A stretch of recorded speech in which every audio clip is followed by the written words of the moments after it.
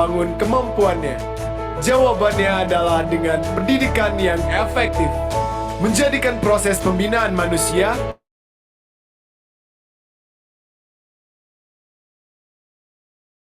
di HFEX, Highly Functioning Education Consulting Services.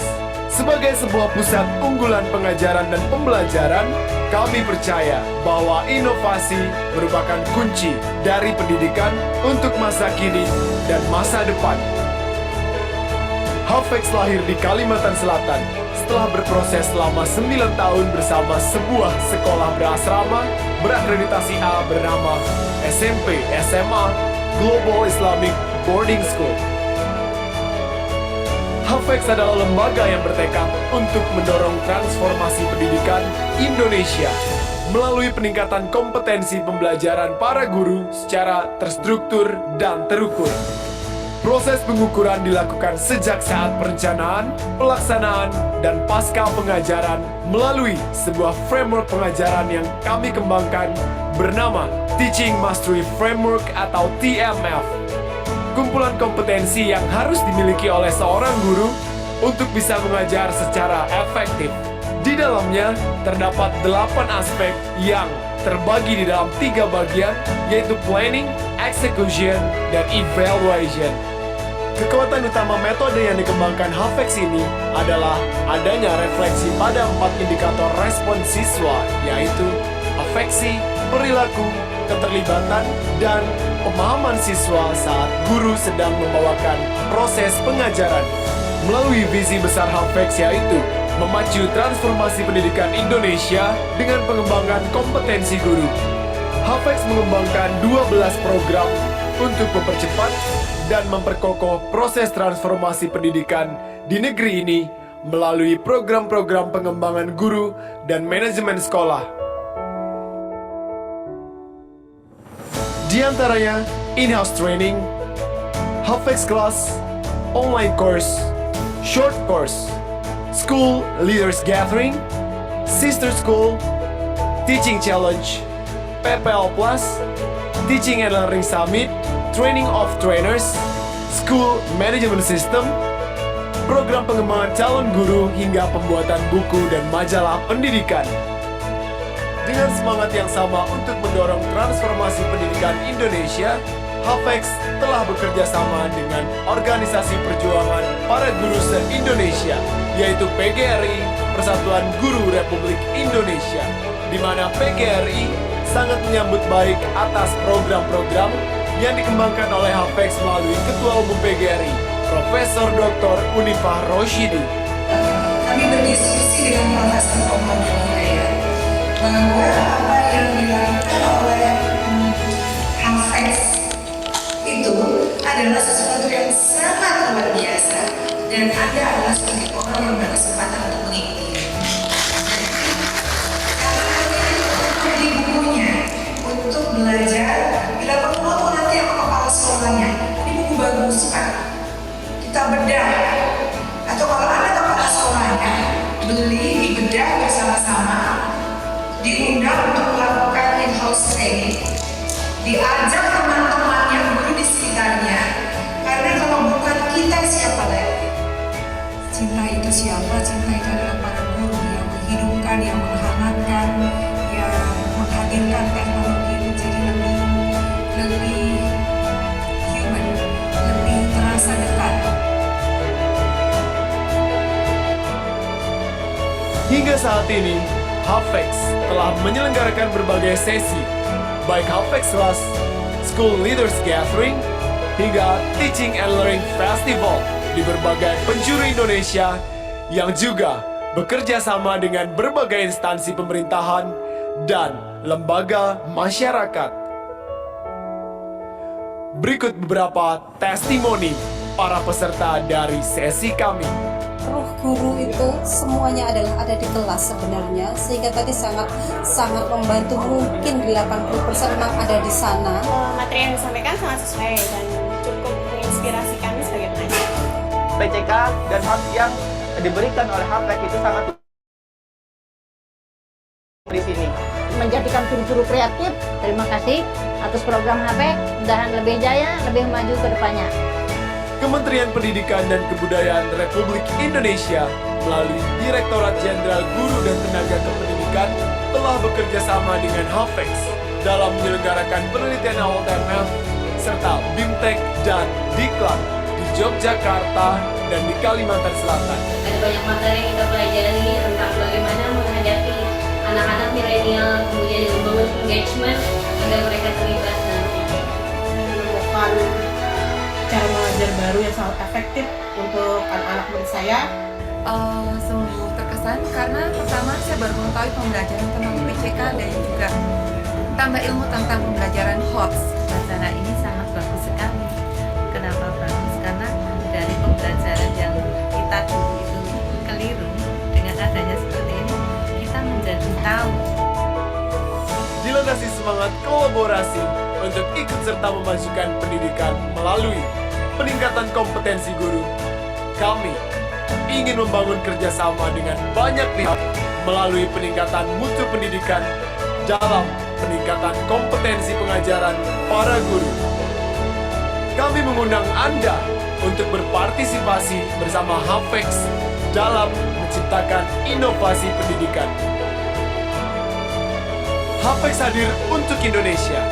HAFEX hadir untuk menjadi bagian transformasi pendidikan bangsa.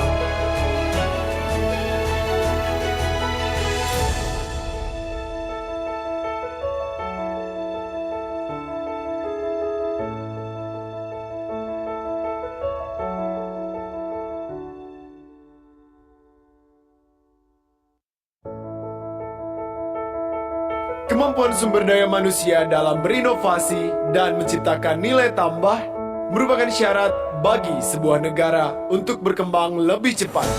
Lantas, bagaimana membangun kemampuan manusia dan bagaimana manusia terbangun kemampuannya?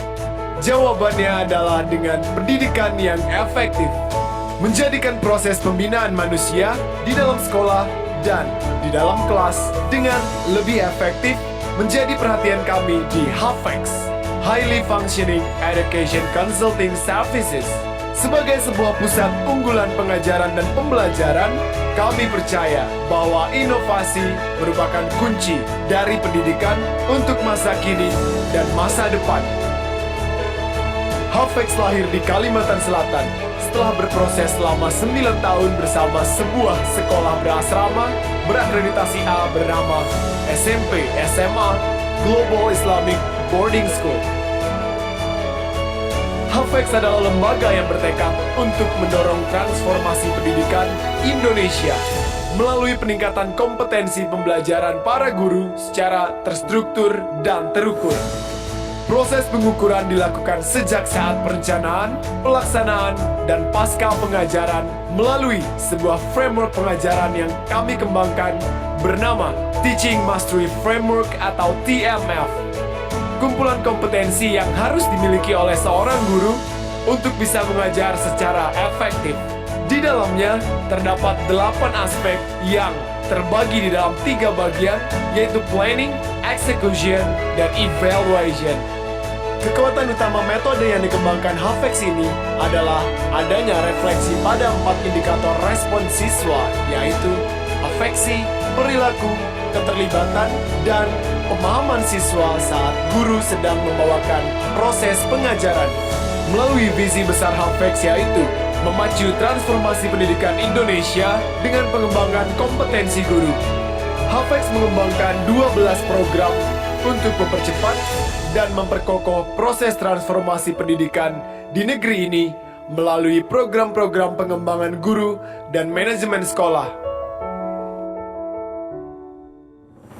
Di antaranya in-house training, HAFEX class, online course, short course, school leaders gathering, sister school, teaching challenge, PPL plus, teaching and learning summit, training of trainers, school management system, program pengembangan calon guru hingga pembuatan buku dan majalah pendidikan. Dengan semangat yang sama untuk mendorong transformasi pendidikan Indonesia, HAFEX telah bekerja sama dengan Organisasi Perjuangan Para Guru se-Indonesia yaitu PGRI, Persatuan Guru Republik Indonesia, di mana PGRI sangat menyambut baik atas program-program yang dikembangkan oleh HAFEX melalui Ketua Umum PGRI, Profesor Dr. Unifah Roshidi. Kami berdiskusi dengan Profesor Omar Hidayat bahwa apa yang dilakukan oleh HAFEX itu adalah sesuatu yang sangat luar biasa dan Anda adalah sebagai orang yang berkesempatan untuk mengikuti. Kami di bukunya untuk belajar, bila perlu aku nanti sama kepala sekolahnya. Ini buku bagus Pak. Kita bedah, atau kalau Anda kepala sekolahnya beli, dibedah bersama-sama, diundang untuk melakukan in-house training, diajak teman-temannya guru di sekitarnya, karena kalau bukan kita siapa lagi? Cinta itu siapa? Cinta itu adalah para guru yang menghidupkan, yang menghangatkan, yang menghadirkan teknologi menjadi lebih human, lebih terasa dekat. Hingga saat ini, HAFEX telah menyelenggarakan berbagai sesi, baik HAFEX Class, School Leaders Gathering, hingga Teaching and Learning Festival di berbagai penjuru Indonesia yang juga bekerja sama dengan berbagai instansi pemerintahan dan lembaga masyarakat. Berikut beberapa testimoni para peserta dari sesi kami. Roh guru itu semuanya adalah ada di kelas sebenarnya, sehingga tadi sangat membantu. Mungkin 80% memang ada di sana. Materi yang disampaikan sangat sesuai dan cukup menginspirasikan sebagai pengajar. PCK dan HAF yang diberikan oleh HAFEX itu sangat luar biasa dan mengena bagi kami semua di sini. Menjadikan guru-guru kreatif. Terima kasih atas program HAFEX, mudahan lebih jaya, lebih maju ke depannya. Kementerian Pendidikan dan Kebudayaan Republik Indonesia melalui Direktorat Jenderal Guru dan Tenaga Kependidikan telah bekerja sama dengan HAFEX dalam menyelenggarakan penelitian AWTMF serta BIMTEK dan Diklat di Yogyakarta dan di Kalimantan Selatan. Ada banyak materi yang kita pelajari tentang bagaimana menghadapi anak-anak milenial, kemudian membangun engagement agar mereka terlibat dalamnya. Menemukan cara mengajar baru yang sangat efektif untuk anak-anak murid saya. Sungguh terkesan karena pertama saya baru mengetahui pembelajaran tentang PCK dan juga tambah ilmu tentang pembelajaran HOTS. Acara ini sangat bagus sekali. Kenapa bagus? Karena dari pembelajaran yang kita dulu itu keliru, dengan adanya seperti ini kita menjadi tahu. Dilandasi semangat kolaborasi untuk ikut serta memajukan pendidikan melalui peningkatan kompetensi guru, kami ingin membangun kerjasama dengan banyak pihak melalui peningkatan mutu pendidikan dalam peningkatan kompetensi pengajaran para guru. Kami mengundang Anda untuk berpartisipasi bersama HAFEX dalam menciptakan inovasi pendidikan. HAFEX hadir untuk Indonesia. HAFEX hadir untuk menjadi bagian transformasi pendidikan bangsa.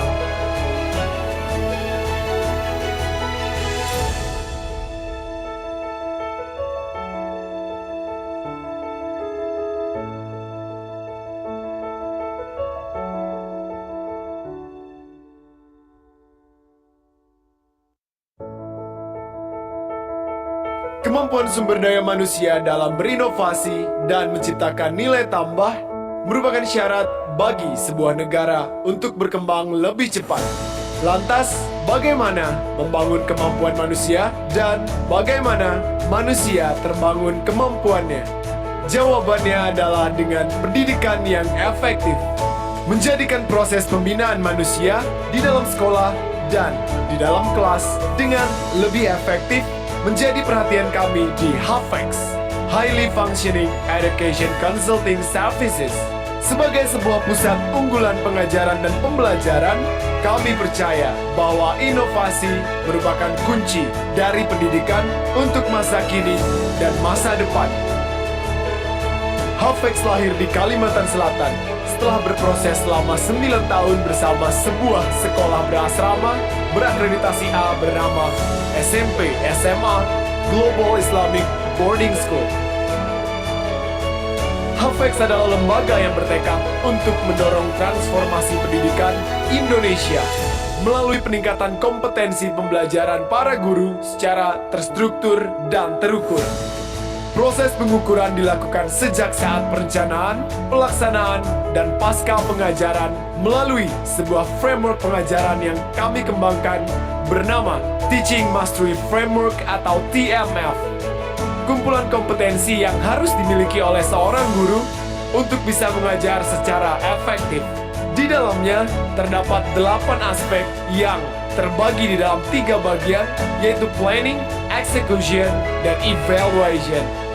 Kekuatan utama metode yang dikembangkan HAFEX ini adalah adanya refleksi pada 4 indikator respon siswa, yaitu afeksi, perilaku, keterlibatan, dan pemahaman siswa saat guru sedang membawakan proses pengajaran.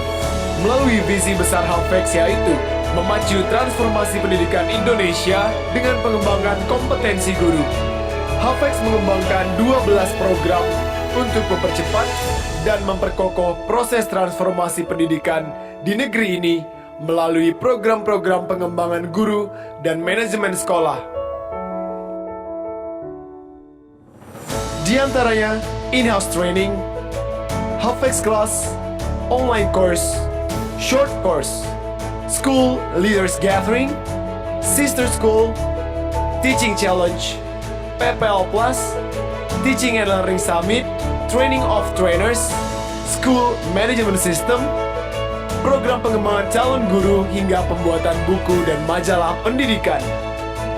Dengan semangat yang sama untuk mendorong transformasi pendidikan Indonesia, HAFEX telah bekerja sama dengan Organisasi Perjuangan Para Guru se-Indonesia, yaitu PGRI, Persatuan Guru Republik Indonesia, di mana PGRI sangat menyambut baik atas program-program yang dikembangkan oleh HAFEX melalui Ketua Umum PGRI, Profesor Dr. Unifah Roshidi.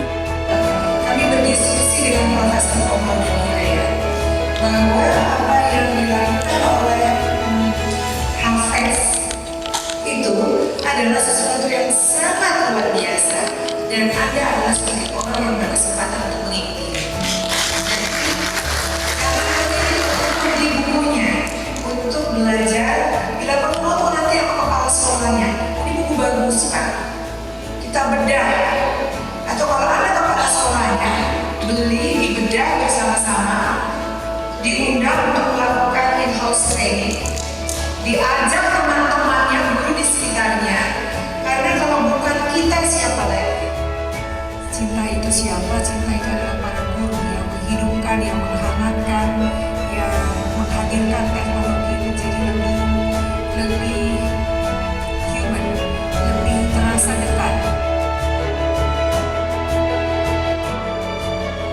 Hingga saat ini, HAFEX telah menyelenggarakan berbagai sesi, baik HAFEX Class, School Leaders Gathering, hingga Teaching and Learning Festival di berbagai penjuru Indonesia yang juga bekerja sama dengan berbagai instansi pemerintahan dan lembaga masyarakat. Berikut beberapa testimoni para peserta dari sesi kami. Ruh guru itu semuanya ada di kelas sebenarnya, sehingga tadi sangat membantu. Mungkin 80% memang ada di sana. Materi yang disampaikan sangat sesuai dan cukup menginspirasi kami sebagai pengajar. PCK dan hak yang diberikan oleh HAFEX itu sangat luar biasa dan mengena bagi kami semua di sini. Menjadikan guru-guru kreatif, terima kasih atas program HAFEX, mudahan lebih jaya, lebih maju ke depannya. Kementerian Pendidikan dan Kebudayaan Republik Indonesia melalui Direktorat Jenderal Guru dan Tenaga Kependidikan telah bekerja sama dengan HAFEX dalam menyelenggarakan penelitian awal TMF serta BIMTEK dan Diklat di Yogyakarta dan di Kalimantan Selatan. Ada banyak materi yang kita pelajari tentang bagaimana menghadapi anak-anak milenial, kemudian membangun engagement agar mereka terlibat dalam menemukan cara mengajar baru yang sangat efektif untuk anak-anak murid saya. Sungguh terkesan karena pertama saya baru mengetahui pembelajaran tentang PCK dan juga Tambah ilmu tentang pembelajaran HOTS. Acara ini sangat bagus sekali. Kenapa bagus? Karena dari pembelajaran yang kita dulu itu keliru, dengan adanya seperti ini kita menjadi tahu. Dilandasi semangat kolaborasi untuk ikut serta memajukan pendidikan melalui peningkatan kompetensi guru, kami ingin membangun kerjasama dengan banyak pihak melalui peningkatan mutu pendidikan dalam peningkatan kompetensi pengajaran para guru. Kami mengundang Anda untuk berpartisipasi bersama HAFEX dalam menciptakan inovasi pendidikan. HAFEX hadir untuk Indonesia. HAFEX hadir untuk menjadi bagian transformasi pendidikan bangsa.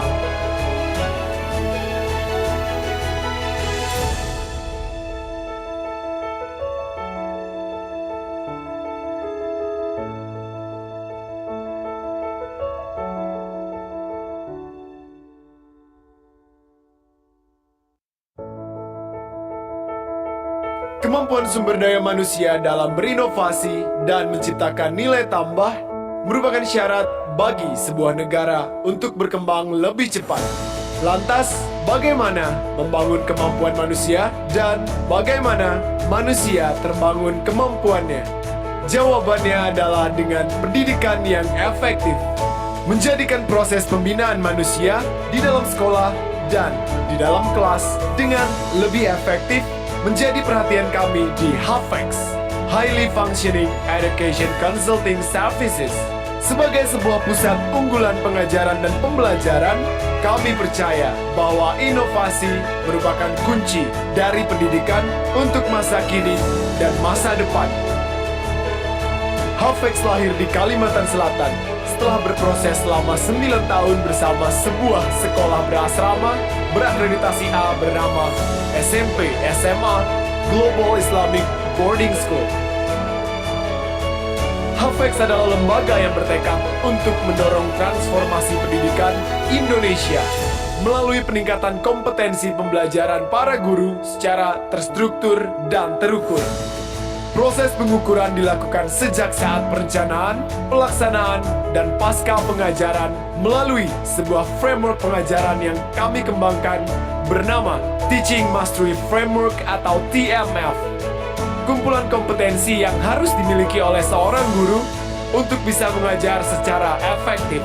Di dalamnya terdapat 8 aspek yang terbagi di dalam 3 bagian, yaitu planning, execution, dan evaluation.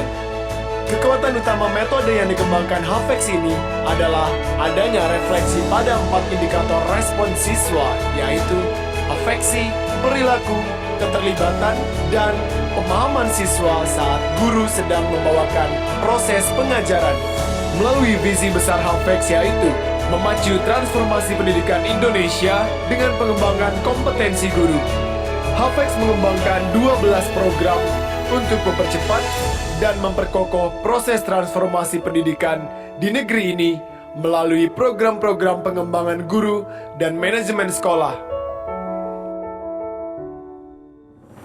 Di antaranya, in-house training, HAFEX class, online course, short course, school leaders gathering, sister school, teaching challenge, PPL Plus, teaching and learning summit, training of trainers, school management system, program pengembangan calon guru hingga pembuatan buku dan majalah pendidikan.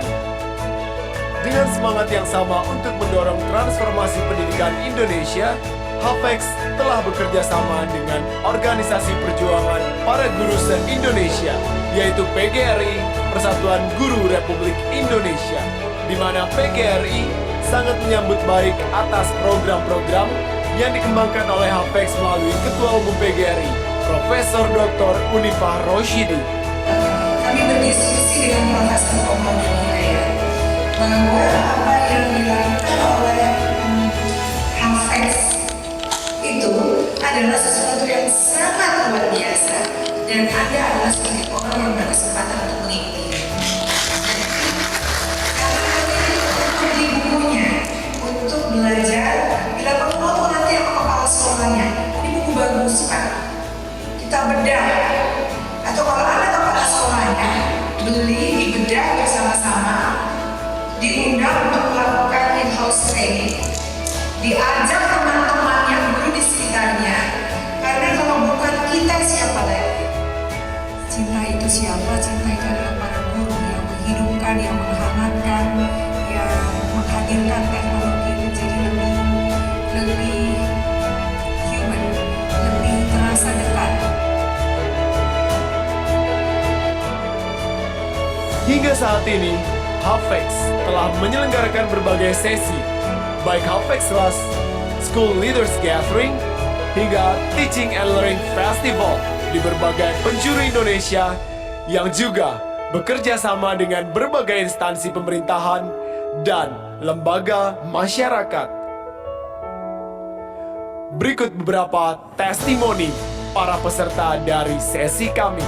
Ruh guru itu semuanya ada di kelas sebenarnya, sehingga tadi sangat membantu. Mungkin 80% memang ada di sana.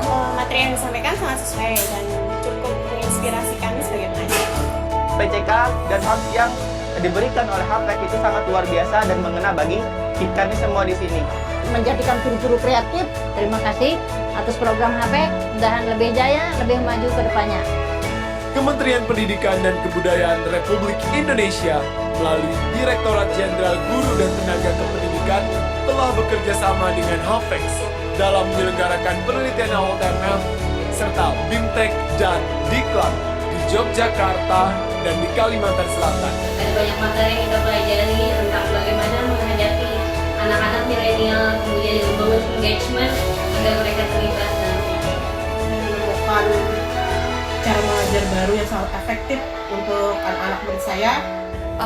Sungguh terkesan karena pertama saya baru mengetahui pembelajaran tentang PCK dan juga tambah ilmu tentang pembelajaran HOTS. Acara ini sangat bagus sekali. Kenapa bagus? Karena dari pembelajaran yang kita dulu itu keliru, dengan adanya seperti ini kita menjadi tahu.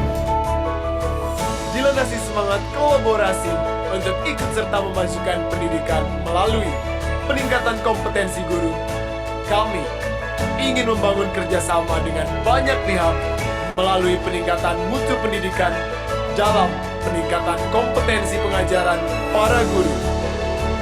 Kami mengundang Anda untuk berpartisipasi bersama Hafex dalam menciptakan inovasi pendidikan. Hafex hadir untuk Indonesia. Hafex hadir untuk menjadi bagian transformasi pendidikan bangsa.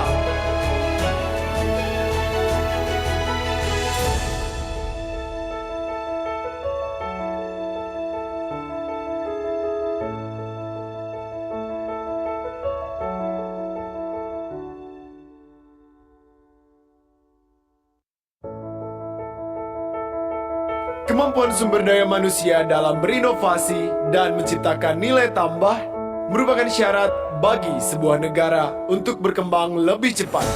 Lantas, bagaimana membangun kemampuan manusia dan bagaimana manusia terbangun kemampuannya? Jawabannya adalah dengan pendidikan yang efektif. Menjadikan proses pembinaan manusia di dalam sekolah dan di dalam kelas dengan lebih efektif menjadi perhatian kami di Hafex, Highly Functioning Education Consulting Services. Sebagai sebuah pusat unggulan pengajaran dan pembelajaran, kami percaya bahwa inovasi merupakan kunci dari pendidikan untuk masa kini dan masa depan. Hafex lahir di Kalimantan Selatan setelah berproses selama 9 tahun bersama sebuah sekolah berasrama berakreditasi A bernama SMP SMA Global Islamic Boarding School. Hafex adalah lembaga yang bertekad untuk mendorong transformasi pendidikan Indonesia melalui peningkatan kompetensi pembelajaran para guru secara terstruktur dan terukur. Proses pengukuran dilakukan sejak saat perencanaan, pelaksanaan, dan pasca pengajaran melalui sebuah framework pengajaran yang kami kembangkan bernama Teaching Mastery Framework atau TMF. Kumpulan kompetensi yang harus dimiliki oleh seorang guru untuk bisa mengajar secara efektif. Di dalamnya terdapat 8 aspek yang terbagi di dalam 3 bagian, yaitu planning, execution, dan evaluation. Kekuatan utama metode yang dikembangkan HAFEX ini adalah adanya refleksi pada 4 indikator respon siswa, yaitu afeksi, perilaku, keterlibatan, dan pemahaman siswa saat guru sedang membawakan proses pengajaran. Melalui visi besar HAFEX yaitu memacu transformasi pendidikan Indonesia dengan pengembangan kompetensi guru. HAFEX mengembangkan 12 program untuk mempercepat dan memperkokoh proses transformasi pendidikan di negeri ini melalui program-program pengembangan guru dan manajemen sekolah. Di antaranya in-house training, HAFEX class, online course, short course, school leaders gathering, sister school, teaching challenge, PPL plus, teaching and learning summit, training of trainers, school management system, program pengembangan calon guru hingga pembuatan buku dan majalah pendidikan.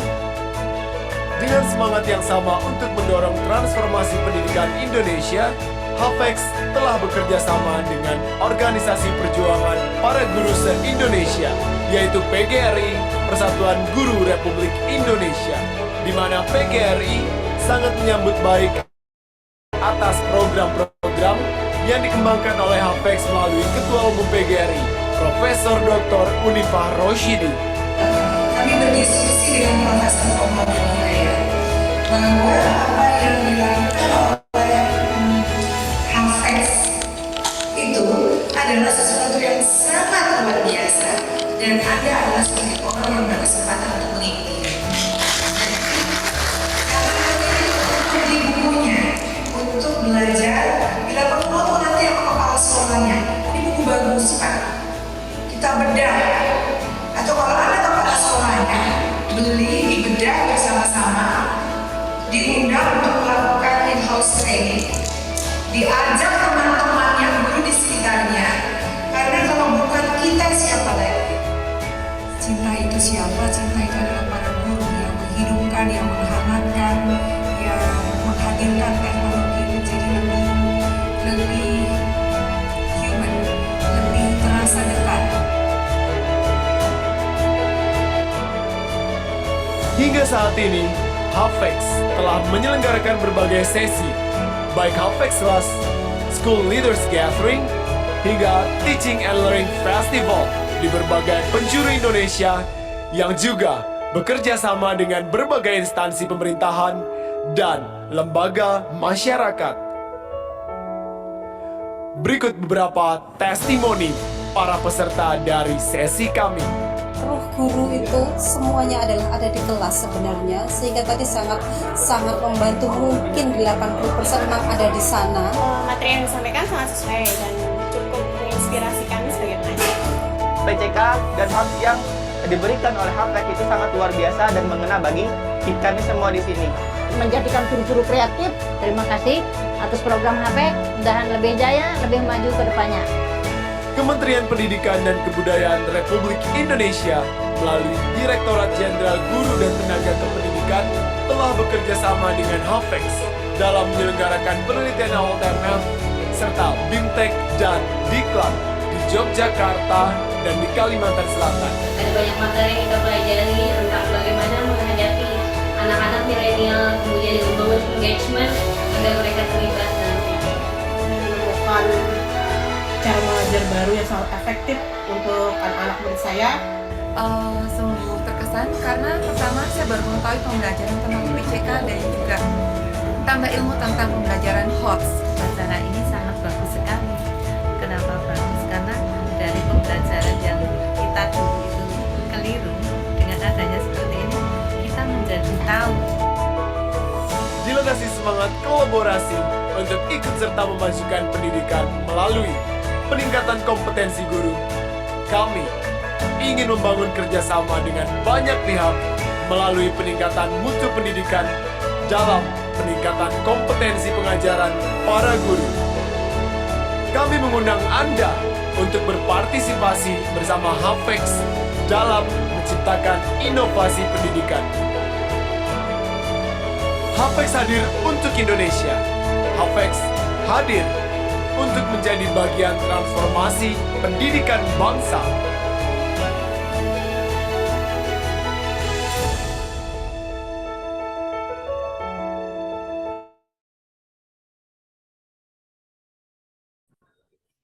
Selamat datang Bapak Ibu semua di Education Future AI, peran Artificial Intelligence dalam mempersiapkan generasi bangsa 5.0. Ya, Assalamualaikum Bapak Ibu. Waalaikumsalam. Suara saya terdengar dengan jelas Bapak Ibu?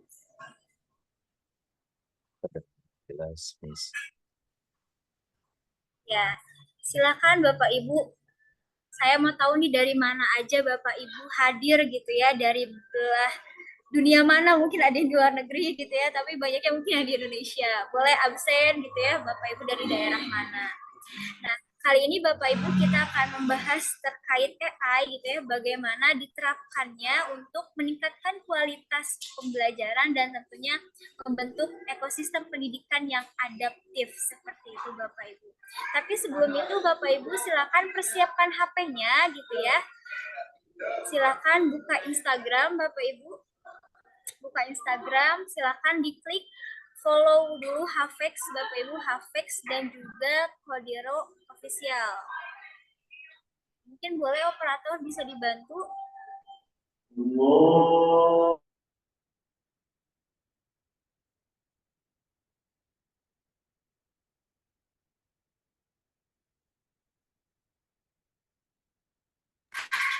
Silakan Bapak Ibu bisa follow Havex dan juga Kodero.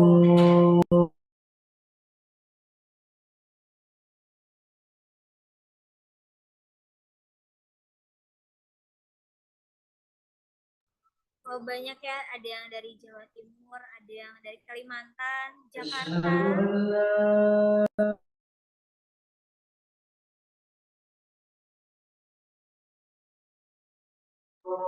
Ya, jadi silakan Bapak Ibu follow dulu karena nanti untuk presensi akan ada penguploadan sudah follow Havex dan juga Kodero.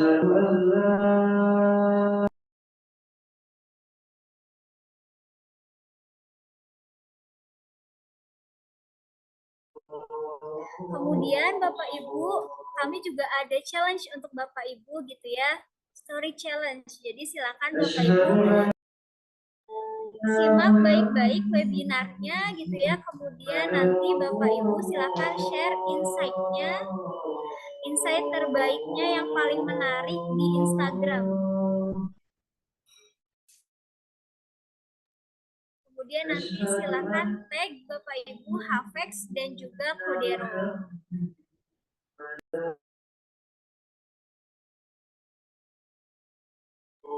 Nah, jadi silakan Bapak Ibu karena tadi sudah follow ya Havex dan juga Kodero, kemudian upload foto atau video saat mengikuti webinar, kemudian tulis insight atau wawasan baru yang Bapak Ibu dapatkan. Jangan lupa juga tag akun Havex dan juga Kodero. Bagi Bapak Ibu yang mengupload yang paling menarik gitu ya, bisa memenangkan buku Havex dan ini berlangsung setiap harinya gitu ya Bapak Ibu. Jadi misal sekarang kan adalah series pertama gitu ya Bapak Ibu, nanti untuk series keduanya akan diinfokan lagi di IG Havex dan Bapak Ibu silahkan mengikutinya kembali supaya bisa memenangkan buku Havex. Oke Bapak Ibu, tanpa berlama-lama lagi mungkin ya Bapak Ibu sudah siap nih menerima insight yang bagus gitu dari, apalagi sekarang pemerintah sudah mulai mewajibkan gitu ya untuk memberikan pengajaran terkait coding dan juga AI. Jadi mungkin untuk yang pertama kepada pemateri kita yaitu Bapak Singgi. Apakah sudah hadir Bapak? Ya, selamat siang atau selamat sore, Miss Niken dan Bapak Ibu sekalian. Siang Bapak, ya tanpa berlama-lama lagi, silakan Bapak Singgi untuk menyampaikan materinya. Oke, terima kasih, Miss Niken. Assalamualaikum warahmatullahi wabarakatuh, Bapak Ibu sekalian. Selamat datang di webinar kali ini. Kita akan membahas tentang bagaimana AI ini bisa bersinergi dengan pendidikan di Indonesia pada saat ini, dan akan menjadi sebuah masukan baru untuk di bidang pendidikan, terutama di AI ini, untuk menuju future education for AI untuk generasi 5.0. Oke, baik, tidak berlama-lama, langsung saja izin saya share screen, Miss Niken dan Bapak Ibu sekalian, untuk materi kita hari ini.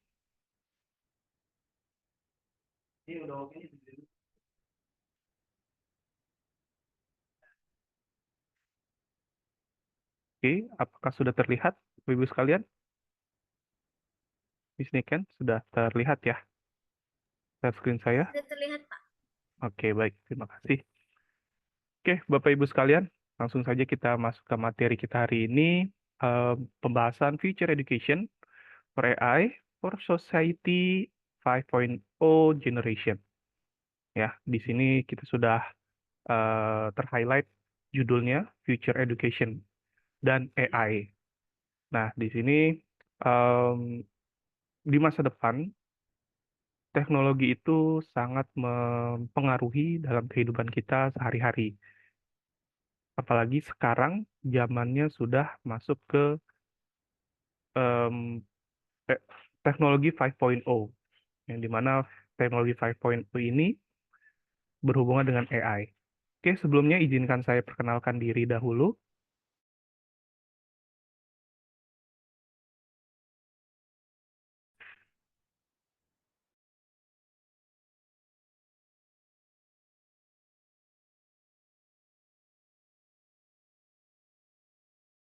Coding dan robotik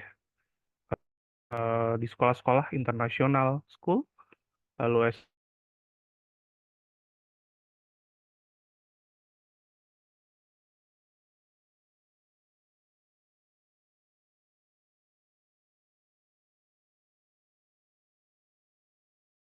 dan juga saya sebagai research and development untuk mencari materi-materi baru untuk menunjang pembelajaran coding dan robotik itu sendiri.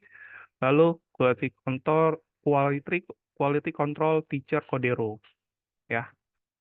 Quality control teacher Codero, kita memastikan teacher Codero ini memang memiliki kemampuan yang sesuai dengan kriteria yang kita inginkan, terutama di bidang coding dan robotik, yang bisa menyampaikan materi coding dan robotik untuk mulai dari usia TK sampai dengan SMA. Oke, setelah itu, apa sih coding dan robotik? Oke, nah di sini ada Codero. Oke, izinkan saya stop share dahulu. Reload. Oke, izin reload lagi. Oke.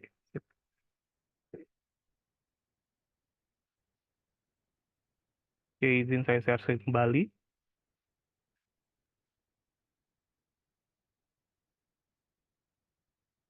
Oke, berikutnya saya mau menjelaskan sendiri perkenalan tentang Codero itu sendiri. Codero itu apa sih Codero?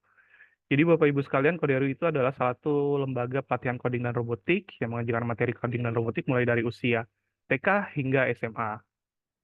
Dan Codero itu sendiri sudah berada di seluruh Indonesia, ya, ada di Banjarmasin, lalu ada di Bandung, Yogyakarta, Surabaya, dan yang paling jauh yaitu ada di Jayapura. Dan head office kita ada di BSD Tangerang. Codero itu sendiri sudah bergerak di bidang coding dan robotik ini mulai dari tahun 2021. Berdiri 2021 ini, tim-tim Codero sudah mendevelop beberapa materi-materi coding dan robotik, hingga di awal 2022, center pertama kita berada di Banjarmasin, lalu pengembangan mulai dari pengembangan center partner ada di Jayapura, lalu pengembangan lainnya di Surabaya, dan kita kerjasama dengan STEM Academy di tahun 2025, dan di tahun 2025 itu sendiri dan tahun 2024 kita sudah membuka lomba nasional untuk kompetisi nasional untuk coding dan robotik itu sendiri. Dan di tahun ini kita sedang mengadakan lomba atau kompetisi khusus untuk ASEAN coding, ya, coding ASEAN yang kita kerjasama dengan STEM Academy yang ada di Malaysia, yang dimana pesertanya itu kita membuka untuk seluruh ASEAN. Tidak menutup kemungkinan untuk peserta-peserta di Indonesia untuk ikut juga. Oke. Nah, Bapak Ibu sekalian, langsung saja mungkin untuk pembahasannya itu sendiri. Jadi, kalau kita bicara teknologi itu selalu berevolusi, Bapak Ibu sekalian. Evolusi yang saya tampilkan ini adalah contoh dari evolusi yang sudah berjalan. Mulai dari tahun 1900-an, ya, 1960-an, di sini saya menulisnya awal dari revolusi 1.0, yang dimana revolusi 1.0 ini diawali dengan atau ditandai dengan penemuan mesin-mesin uap. Ya, kalau Bapak Ibu sekalian di sini mungkin izin saya share ilmu sekalian untuk Bapak Ibu sekalian juga, bahwa mesin uap ini ditemukan pada tahun 1960-an, yang dimana itu menandai revolusi 1.0. Lalu setelah itu tahun 1980-an masuk ke revolusi 2.0, yang dimana 2.0 ini sudah muncul produksi massal mesin-mesin elektrik, ya, mesin-mesin yang berhubungan dengan electricity, ataupun di sini juga sudah muncul mobil-mobil yang mobil-mobilnya ini sudah mulai dipergunakan secara massal. Lalu lompat di tahun 1990-an sampai tahun 2000, kita masuk di revolusi 3.0, yang dimana di era ini manusia sudah mempergunakan mesin-mesin pintar, contohnya komputer. Ya, komputer sudah mulai dipergunakan secara massal juga, walaupun memang komputer sudah ditemukan pada tahun sebelumnya, tapi pada tahun ini di revolusi 3.0 ini komputer sudah menjadi alat yang dipergunakan secara massal untuk membuat ataupun menciptakan sesuatu. Lalu kemudian masuk ke revolusi 4.0, Bapak Ibu sekalian.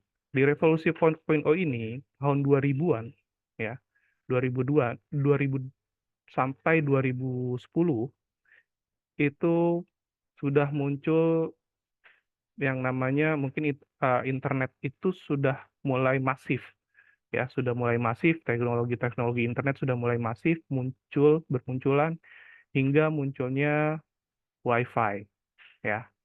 Jadi Wi-Fi ini adalah salah satu teknologi yang paling signifikan, ya, dipergunakan secara massal oleh manusia pada zaman tahun 2000 sampai 2010. Nah, pertanyaannya berikutnya, 2020 sampai sekarang itu masuknya di era apa nih? Nah, di sini kita sebutnya eranya Society 5.0. Nah, Society ini mungkin kalau dalam bahasa umumnya bersosial ataupun bermasyarakat. Tapi arti society ini nanti kita akan bahas setelah ini.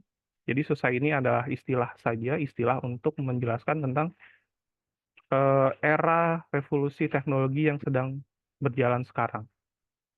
Yang dimana di sini identik dengan AI, Bapak Ibu sekalian. Identik sekali dengan AI.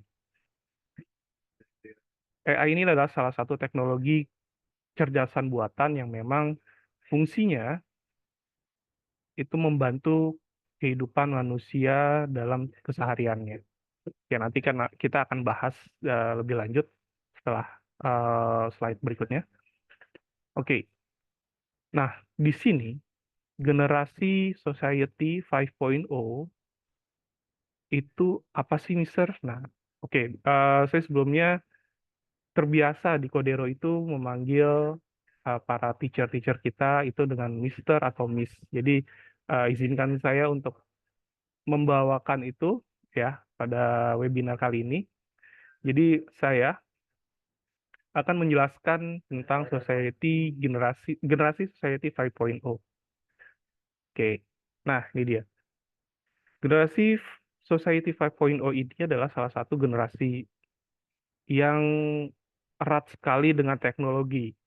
Ya, artinya ya bisa dibilang dengan melek teknologi dan berperan aktif dalam memanfaatkan untuk mengatasi berbagai tantangan sosial. Nah, itu dia. Jadi maksud dari society atau ini adalah bermasyarakat, bersosial, berhubungan dengan teman-teman yang lain ataupun dengan rekan-rekan yang lain, membuka relasi-relasi baru. Nah, generasi ini sangat identik sekali dengan penggunaan teknologi untuk membuka relasi-relasi baru, ya, sehingga generasi ini memang memanfaatkan teknologi untuk bersosial. Nah, ciri-ciri generasi Society 5.0 ini adalah pertama, berpikir kritis dan berlandaskan nilai kemanusiaan. Kedua, kreatif, inovatif. Ketiga, memiliki kecakapan hidup ya di abad 21 ini seperti kreativitas, berpikir kritis, komunikasi, kolaborasi. Yang terakhir adalah memiliki keterampilan digital seperti literasi data, analis data, dan inovasi digital. Mungkin Bapak Ibu sekalian dalam prakteknya di sekolah pasti anak-anak zaman sekarang tuh sangat kreatif dalam mempergunakan teknologi, ya, dalam menggunakan teknologi, selalu berinovasi dalam menggunakan teknologi, selain menggambar, membuat video, ataupun berkarya di bidang apapun yang berhubungan dengan teknologi, mungkin software ataupun yang lainnya, gitu. Nah, ini ciri-ciri dari generasi sekarang atau generasi yang kita sebut Society 5.0. Nah, biasanya kita disebutnya kalau generasi itu ada Gen Z, ada Beta, ada Alpha, ya, ada milenial. Nah, kalau sejajar dengan generasi Society 5.0 ini adalah Gen Z dan Alpha. Ya, Bapak Ibu sekalian, kalau mungkin sering mendengar istilah tersebut, Gen Z dan Alpha itu adalah generasi-generasi yang sangat erat di bidang ataupun yang berhubungan dengan generasi Society 5.0. Nah, berikutnya kita bicara AI, Bapak Ibu sekalian. Apa sih AI? Ya, AI itu mungkin kepanjangannya mungkin Bapak Ibu sekalian sering dengar, yaitu Artificial Intelligence ataupun kecerdasan buatan. Yang dimana kecerdasan buatan ini adalah teknologi yang memungkinkan mesin ataupun komputer untuk melakukan tugas-tugas yang biasanya memerlukan kecerdasan manusia, seperti pembelajaran, pengenalan pola, pengambilan keputusan, dan komunikasi. Ya, singkatnya adalah jadi manusia itu punya ide, punya kecerdasan yang dimana ide-ide tersebut ditransfer atau disimpan dalam komputer, yang dimana komputer ini nanti akan membantu si manusia itu sendiri untuk memberikan informasi-informasi baru ataupun memberikan bisa aja menggantikan tugas-tugas manusia, ya. Contohnya misalkan tugas-tugas manusia yang bisa digantikan ya seperti mungkin mesin kasir ataupun mesin-mesin yang lainnya yang mungkin sangat berhubungan dengan kecerdasan manusia, ya. Mungkin mesin ATM contohnya seperti itu. Nah, dulu mungkin kalau mesin ATM, kalau zaman dulu kita sebelum ada mesin ATM, kita biasanya langsung ke bank, ke teller, ambil duit. Nah, sekarang si mesin ATM ini sudah bisa menggantikan si teller. Ya, seperti itu contohnya.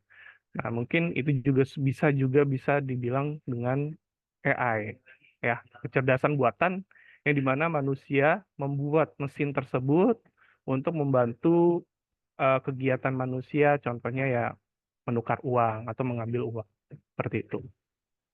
Oke, berikutnya peran dan manfaat AI pada pendidikan. Apa aja sih peran manfaatnya? Nah, ini penting banget kalau untuk Bapak Ibu sekalian yang mungkin di sini rata-rata mungkin sebagai tenaga pengajar yang hadir di sini. Jadi pendidikan dengan AI adalah salah satu hubungan yang mungkin bisa dihubungkan dengan baik ataupun mungkin bisa jadi blunder untuk bidang pendidikan. Tapi di sini saya akan menjelaskan manfaatnya apa. Jadi manfaatnya adalah AI ini bisa membuat konten pendidikan lebih personal dan adaptif. Ya, itu yang pertama. Jadi konten pendidikan yang lebih personal dan adaptif itu artinya adalah konten-konten biasanya kalau anak-anak mungkin baca buku bisa melihat sesuatu, ada gambarnya. Nah, mungkin di AI ini gambarnya itu bisa digerakkan ataupun berupa animasi dan anak juga bisa lebih komunikatif ya pembelajarannya seperti itu. Yang kedua adalah meningkatkan efisiensi proses belajar mengajar.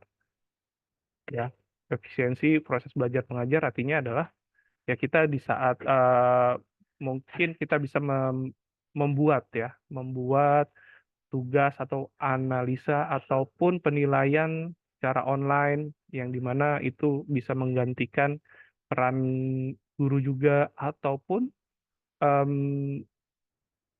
proses penilaiannya lebih mudah atau lebih cepat ya dalam penilaian tugas-tugas tersebut. Nah, yang ketiga membantu guru dalam mengidentifikasi kebutuhan siswa ya. Membantu guru dalam mengidentifikasi kebutuhan siswa. Contohnya mungkin ada aplikasi-aplikasi yang dimana memang siswa itu butuh penilaian khusus seperti kebutuhan seperti penilaian pribadi ataupun penilaian dari kemampuan belajar. Nah, itu mungkin AI sudah ada aplikasi-aplikasi yang membantu seperti itu. Yang berikutnya keempat adalah meningkatkan kemampuan siswa dalam memecahkan masalah dan berpikir kritis. Contohnya misalkan ada software yang dimana anak-anak bisa membuat game sendiri dengan cara mengcoding, dengan bahasa-bahasa pemrograman yang akan dipelajari nantinya. Dan anak-anak siswa itu akan belajar secara mandiri bagaimana cara memecahkan masalahnya, berpikir kritis, seperti itu. Yang terakhir adalah meningkatkan kualitas pendidikan tentunya, karena semakin banyak literasi-literasi yang didapat oleh para siswa, ya, dengan cara memecahkan masalah, berpikir secara kritis, siswa-siswa juga akan kualitasnya akan meningkat dalam bidang pendidikan. Oke. Berikutnya adalah tantangan dalam pengimplementasian AI dalam pendidikan. Pertama, mungkin kurangnya infrastruktur teknologi yang memadai. Ya, contohnya mungkin beberapa sekolah banyak yang mungkin belum memiliki lab komputer mungkin lab komputer yang memadai ataupun jaringan internet di beberapa sekolah atau di beberapa daerah di Indonesia ini belum mencakup semuanya gitu ya. Lalu berikutnya adalah kesiapan guru dalam menggunakan teknologi AI itu sendiri. Jadi teknologi AI ini adalah teknologi yang baru ya Bapak Ibu sekalian. Mungkin ada beberapa orang yang sudah siap, tidak hanya guru, ada beberapa orang yang siap, ada beberapa orang yang sudah siap. Orang yang sudah siap mungkin orang-orang yang sudah memang berkecimpung di bidang teknologi Bapak Ibu sekalian.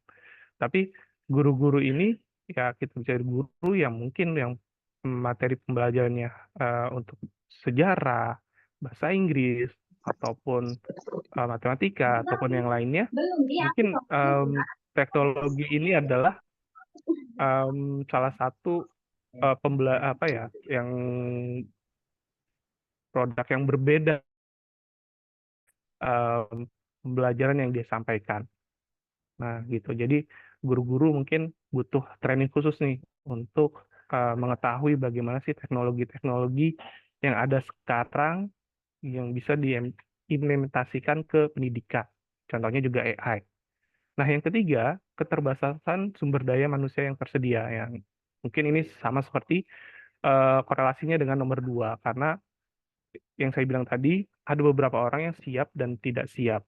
Yang siap mungkin sudah tahu tentang teknologi itu sendiri, sudah tahu tentang coding, tentang dunia coding, tentang dunia robotik itu sendiri. Jadi orang yang mengetahui itu sudah siap menghadapi teknologi AI itu sendiri, gitu ya. Nah, untuk guru-guru mungkin butuh training khusus untuk mendalami teknologi AI itu sendiri. Oke, yang keempat adalah keterbatasan kemampuan dan adaptasi siswa dalam menggunakan teknologi AI. AI mungkin siswa atau kita sendiri ya atau semua orang bisa mencarinya secara langsung melalui Google ataupun di handphone kita sendiri sebenarnya juga sudah ada. Contohnya kalau memang yang pakai Android ada Gemini. Kalau yang pakai Apple mungkin ada Siri. Nah, kita bisa mempergunakan itu secara langsung. Tapi kadang kita nggak tahu cara gunanya seperti apa gitu. Dan cara bijak menggunakannya seperti apa gitu. Jadi ini yang memang butuh edukasi lebih lagi ya untuk memperdalam supaya si teknologi AI ini sangat bermanfaat dan dalam prakteknya itu siswa dan guru bisa bersinergi untuk memanfaatkan si AI itu sendiri. Oke, berikutnya solusi dari tantangan tadi adalah pertama meningkatkan infrastruktur teknologi yang memadai. Saya bilang tadi, mudah-mudahan ke depannya dengan dicanangkannya coding untuk seluruh pembelajaran coding untuk seluruh jenjang di sekolah, di tingkat sekolah. Mudah-mudahan infrastruktur ini juga diimbangi juga ya. Diimbangi, mudah-mudahan sekolah-sekolah semuanya infrastruktur teknologinya semuanya sudah merata semua, internetnya, komputernya, dan semuanya mendapatkan infrastruktur yang sama. Nah, yang kedua, melakukan pelatihan guru dalam menggunakan teknologi AI itu sendiri ya. Itu yang tadi saya bilang. Jadi guru mungkin ada beberapa orang yang sudah siap tentang AI, ada beberapa orang belum siap tentang AI, belum tahu tentang AI, bagaimana cara menggunakannya. Nah, pelatihan guru itu sangat penting untuk menerangkan bagaimana si AI itu sendiri bisa digunakan secara baik di bidang pendidikan untuk guru. Yang berikutnya, yang ketiga adalah meningkatkan sumber daya yang tersedia. Ya, meningkatkan sumber daya yang tersedia artinya saya di Codero itu selalu mencari teacher-teacher ataupun guru-guru yang memang memiliki kemampuan coding dan robotik yang cukup baik, Bapak Ibu sekalian. Tapi kendalanya adalah orang-orang yang memang ataupun mungkin saya juga carinya anak muda ya. Anak muda sekarang yang memang punya kemampuan coding dan robotik itu jarang yang mau menjadi guru, Bapak Ibu sekalian. Jadi kadang di situ agak sedikit bentrok nih, Bapak Ibu. Jadi makanya di sini meningkatkan sumber daya yang tersedia itu adalah dengan ini kita mencari orang-orang yang mau belajar, di mana orang-orang yang mau belajar ini mau meningkatkan kompetensinya supaya bisa mampu mengetahui tentang teknologi coding dan robotik itu sendiri, gitu. Nah, jadi itu adalah solusi yang biasa yang saya pakai di Codero. Yang terakhir adalah meningkatkan kemampuan siswa dalam menggunakan teknologi AI dan bijak dalam menggunakannya. Nah, ini butuh edukasi khusus untuk siswa-siswa, ya, karena memang AI itu adalah salah satu teknologi yang memang mudah didapat juga dengan kita mencari di Google, langsung kita mencari langsung dapat semua banyak informasi tentang AI, tapi em, mungkin siswa belum tahu bagaimana cara bijak menggunakannya. Sama aja kayak kalau kita nggak mungkin murid itu belajar sendiri tanpa ada guru, Bapak Ibu sekalian. Ya, nggak mungkin guru juga menerangkan sesuatu tanpa ada murid, gitu. Jadi semuanya harus berkorelasi, harus berhubungan. Jadi siswa ini memang harus kita bimbing untuk supaya bijak dalam menggunakan si teknologi AI itu sendiri. Nah, itu solusi-solusinya. Nah, ini adalah contoh-contoh aplikasi AI yang mungkin saya sempat pakai, saya sempat cari, dan saya juga sempat memilih mana yang AI yang baik, mana yang tidak, mana yang belum, masih kurang. Nah, ini adalah ada mungkin yang sebelah kiri ya, di paling kiri itu ada ChatGPT. Mungkin kalau ChatGPT Bapak Ibu sekalian sering dengar ChatGPT, Gemini ini ya AI yang ada di Android itu sendiri. Lalu ada DeepSeek. DeepSeek ini adalah salah satu platform ataupun website yang memang bisa membantu untuk kita mencari sesuatu. Jadi ini sebenarnya ketiga ini mirip sekali dengan pencarian Google, Bapak Ibu sekalian. Mirip sekali dengan pencarian Google. Cuma lebih spesifik apa yang kita inginkan. Bisa lebih spesifik apa yang kita inginkan. Tergantung apa yang kita masukkan, istilah-istilah yang kita masukkan, ataupun kode-kode yang kita masukkan ke dalam aplikasi-aplikasi tersebut. Nah, oke. Berikutnya, nah langsung masuk ke kesimpulan Bapak Ibu sekalian. Jadi kesimpulannya adalah di sini Bapak Ibu sekalian, AI memiliki potensi besar untuk meningkatkan kualitas pendidikan. Namun, perlu diingat bahwa implementasi AI dalam pendidikan juga memiliki tantangan yang harus diatasi dengan meningkatkan infrastruktur teknologi dan melakukan pelatihan. Nah, ini penting sekali. Nah, inilah kesimpulannya. Dan Codero sendiri hadir untuk membantu para teknologi antusias ya yang ingin mempelajari tentang AI. Jadi Codero membuka kelas-kelas, yaitu ada coding AI dan robot AI, yang dimana coding AI ini mungkin software-software yang mudah kita pakai dalam untuk pendidikan, untuk pembelajaran. Ya, ada PictoBlock, Scratch, dan Python. Nah, ini mungkin bahasa pemrograman yang biasa kita pakai dalam coding AI. Lalu ada robot AI, ya, robot AI ada di Arduino, Passboard, dan ini jenis-jenis robot yang kita pakai sekarang untuk menerangkan atau menjelaskan tentang AI itu seperti apa sih konsep AI sebenarnya dalam coding dan dalam robotika itu sendiri. Nah, berikutnya Codero selain membuka kelas, kita juga ada workshop school secara gratis, ya, workshop sekolah secara gratis, ya, yang dimana kita sudah memiliki cabang yang ada di Banjarmasin. Mungkin di sini ada banyak perwakilan dari Banjarmasin. Mungkin nanti bisa hubungi Codero Banjarmasin untuk melakukan workshop sekolah, ya, workshop di sekolah-sekolahnya untuk menerangkan tentang coding ataupun robotik ataupun coding dan robotik AI itu sendiri. Nah, mungkin dari saya, apakah Bapak Ibu sudah siap untuk menjelaskan atau masuk ke dunia AI di bidang teknologi dan pendidikan itu sendiri? Ya, kita sudah pasti harus siap nggak siap ya Bapak Ibu sekalian, karena memang sudah zamannya seperti itu. Siap nggak siap, kita harus siap untuk menghadapi teknologi di masa depan yang berhubungan dengan AI itu sendiri. Mungkin dari saya cukup sekian. Terima kasih Bapak Ibu sekalian atas perhatiannya. Semoga Bapak Ibu sekalian bisa mengambil hikmahnya daripada presentasi yang saya sampaikan pada siang hari ini, dan semoga ini menjadi insight baru untuk Bapak Ibu sekalian untuk menghadapi era baru di bidang teknologi. Mungkin dari saya cukup itu saja, Miss Niken.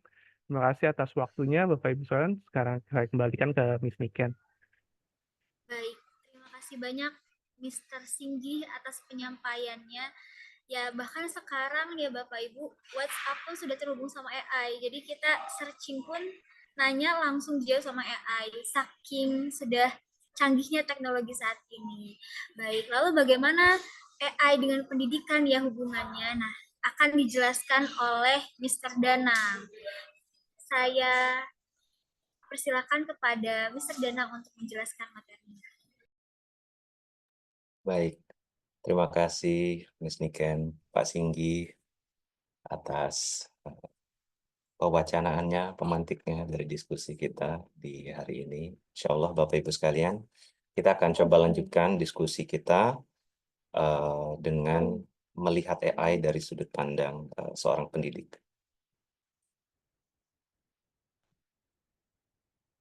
Baik, mudah-mudahan sudah terlihat ya Bapak Ibu. Jadi diskusi kita hari ini melanjutkan dari Pak Singgi tadi, tajuknya adalah masa depan belajar dengan kecerdasan buatan. Ya. Setidaknya ada 3 poin yang akan kita diskusikan. Pertama tentang teknologi, kedua tentang pendidikan, dan ketiga tentang masa depan. Ya. Saya dan Budi Sudistira, perkenalkan Bapak Ibu, hari ini akan menemani Bapak Ibu dalam diskusi setengah jam ke depan. Saya memiliki background sebagai seorang guru. Saya mengawali karir saya di tahun 2014 sebagai guru biologi. Lalu kemudian saya menjadi tim anggota manajemen mutu di Global Islamic Boarding School, sekolah home base saya saat itu. Kemudian saya juga pernah menjadi kepala departemen di Special Education dan juga di Knowledge Management di Global Islamic Boarding School. Dan saya juga memiliki beberapa portfolio berkaitan dengan teknologi. Saya tergabung di dalam tim saat itu ada kompetisi dari Asian Development Bank, dan saya bersama dengan rekan-rekan dari Digitalis mengembangkan platform untuk ke-HR-an. Saya juga mengembangkan beberapa platform pendidikan yang saat ini bisa Bapak Ibu akses di website Hafex, yaitu elevate.hafex.id dan gain.hafex.id. Elevate itu adalah LMS yang dikembangkan bersama dengan rekan-rekan di Hafex, dan kemudian gain.hafex.id itu adalah generator modul ajar berdasarkan kurikulum merdeka yang Bapak Ibu bisa gunakan secara gratis dengan mendaftarkan email di website Hafex, yaitu gain.hafex.id. Nah, itu adalah 2 program yang saya kembangkan bersama tim saya. Dan saat ini kami juga sedang mengembangkan beberapa aplikasi untuk sertifikasi kemampuan ajar atau kompetensi ajar, dan juga beberapa program SMS School Management System. Nah, dan kita mulai sekarang materinya. Ketika kita bicara tentang AI dan juga pendidikan, maka 2 hal tadi akan terhubung dengan satu kata, yaitu belajar. Karena manusia sebagai insan adalah pembelajar, dan di sisi lain AI sebagai sebuah program saat ini juga dalam kondisi belajar. Hanya bedanya adalah kalau manusia itu dia belajar dan dia bisa lupa. Ya.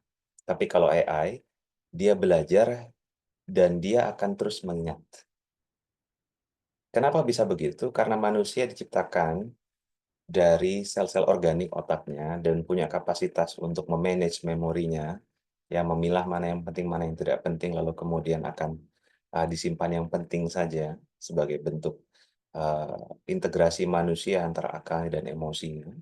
Tapi kalau AI, dia tidak memiliki emosi. Ya, dia hanya bisa menyimpan semua data dan kemudian menghubungkan data-data yang diinput, lalu dikurasi, dan jadilah sebuah jawaban. Kalau kita kembali ke definisi tradisional dari belajar itu sendiri, kita bisa katakan bahwa proses belajar itu adalah sebuah tahapan asimilasi. Asimilasi itu berarti penggabungan atau diskusi antar pengetahuan.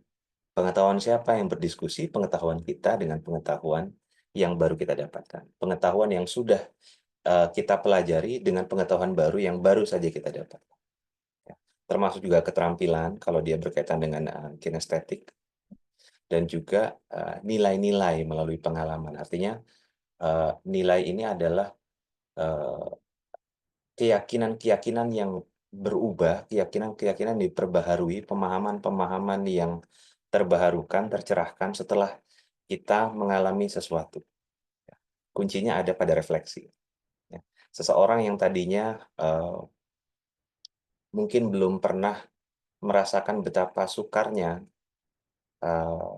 menahan lapar 2-3 hari tidak makan, lantas kemudian dia mencoba berpuasa, ya, karena menjalankan perintah Tuhan.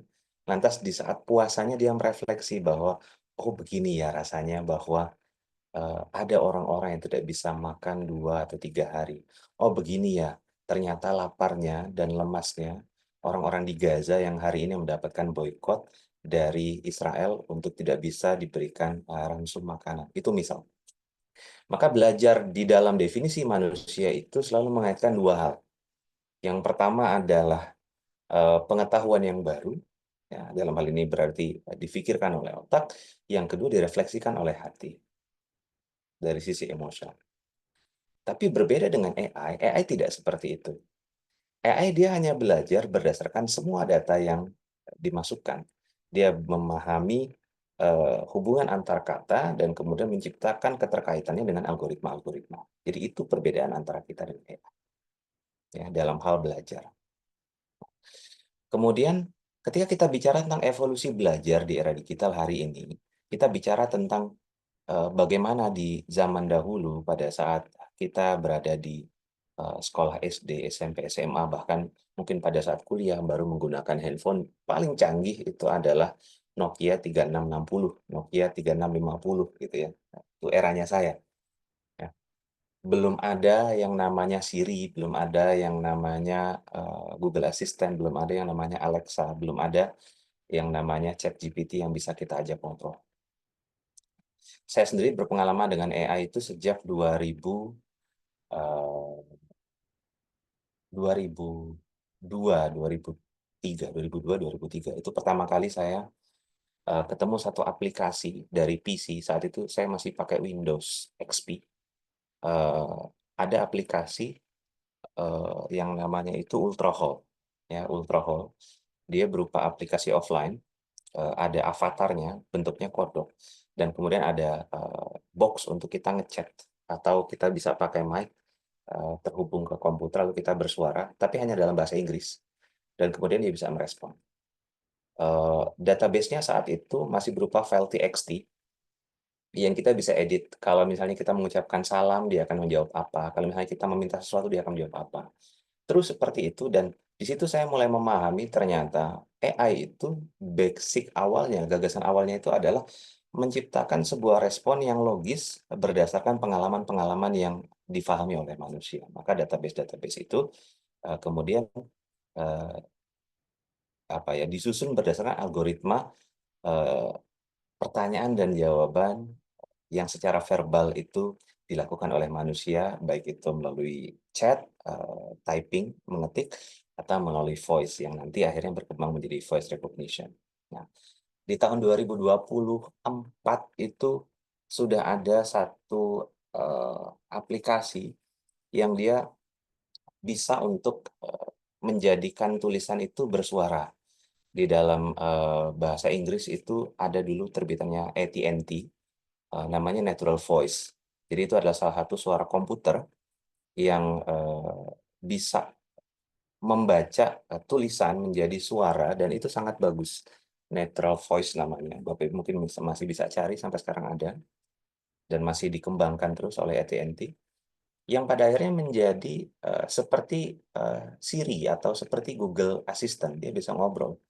Hanya kekurangannya saat itu dia masih cenderung menggunakan bahasa Inggris, ya. Tapi intonasinya sudah sangat bagus. Nah, kalau dulu kita bilangnya namanya text to speech atau TTS, gitu ya. Nah, AI itu berkembang dengan luar biasa sampai kemudian muncul Siri di tahun 2000 berapa itu 2007, 2008, lalu kemudian ada Google Assistant dan seterusnya hingga muncul ChatGPT hanya kurun waktu 2 tahun terakhir ini. Dan semuanya berubah. Ya. Yang tadinya kita menduga bahwa AI itu hanya sebatas teman diskusi kita yang bisa kita program seperti Simi-Simi dulu ya.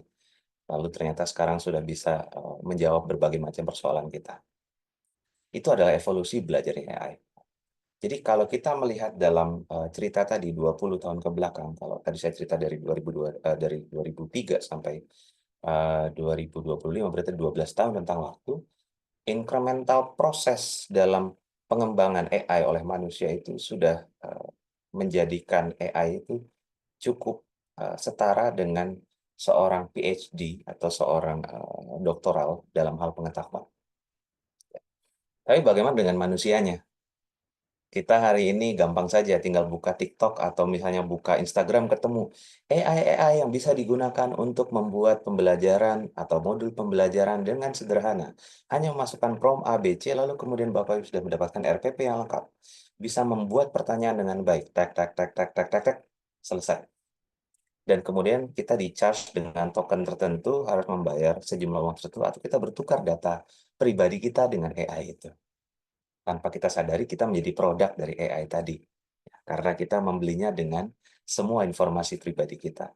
Lalu lantas apa yang terjadi dengan data pribadi kita? Data pribadi kita dimasukkan dan dijual ke pembeli-pembelinya, masuk ke dalam marketplace, dan akhirnya pada saat kita buka Shopee, pada saat kita buka Tokopedia, pada saat kita buka Google, muncul iklan-iklan yang persis sama seperti kebutuhan kita pada saat kita berinteraksi dengan AI.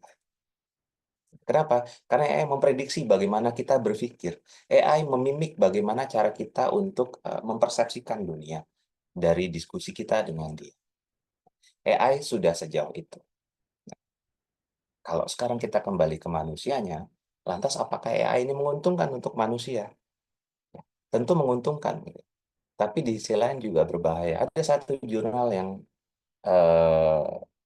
saya baru baca abstraknya kemarin, yang menyatakan bahwa AI itu dalam penggunaan waktu tertentu dan apabila kita begitu ketergantungan dengannya akan menurunkan tingkat critical thinking kita itu cukup drastis, bahkan sampai 20% ya, dari kapasitas kemampuan berpikir kita saat ini. Jadi kalau misalnya Bapak terlalu sering interaksi dengan AI, Ibu terlalu sering interaksi dengan AI dan menjadikan AI itu hanya sebagai problem solver dengan memberikan perintah-perintah penyelesaian masalah tanpa ada diskusi lebih lanjut dengan AI, yang terjadi nanti kita kemampuan berpikirnya itu akan menurun.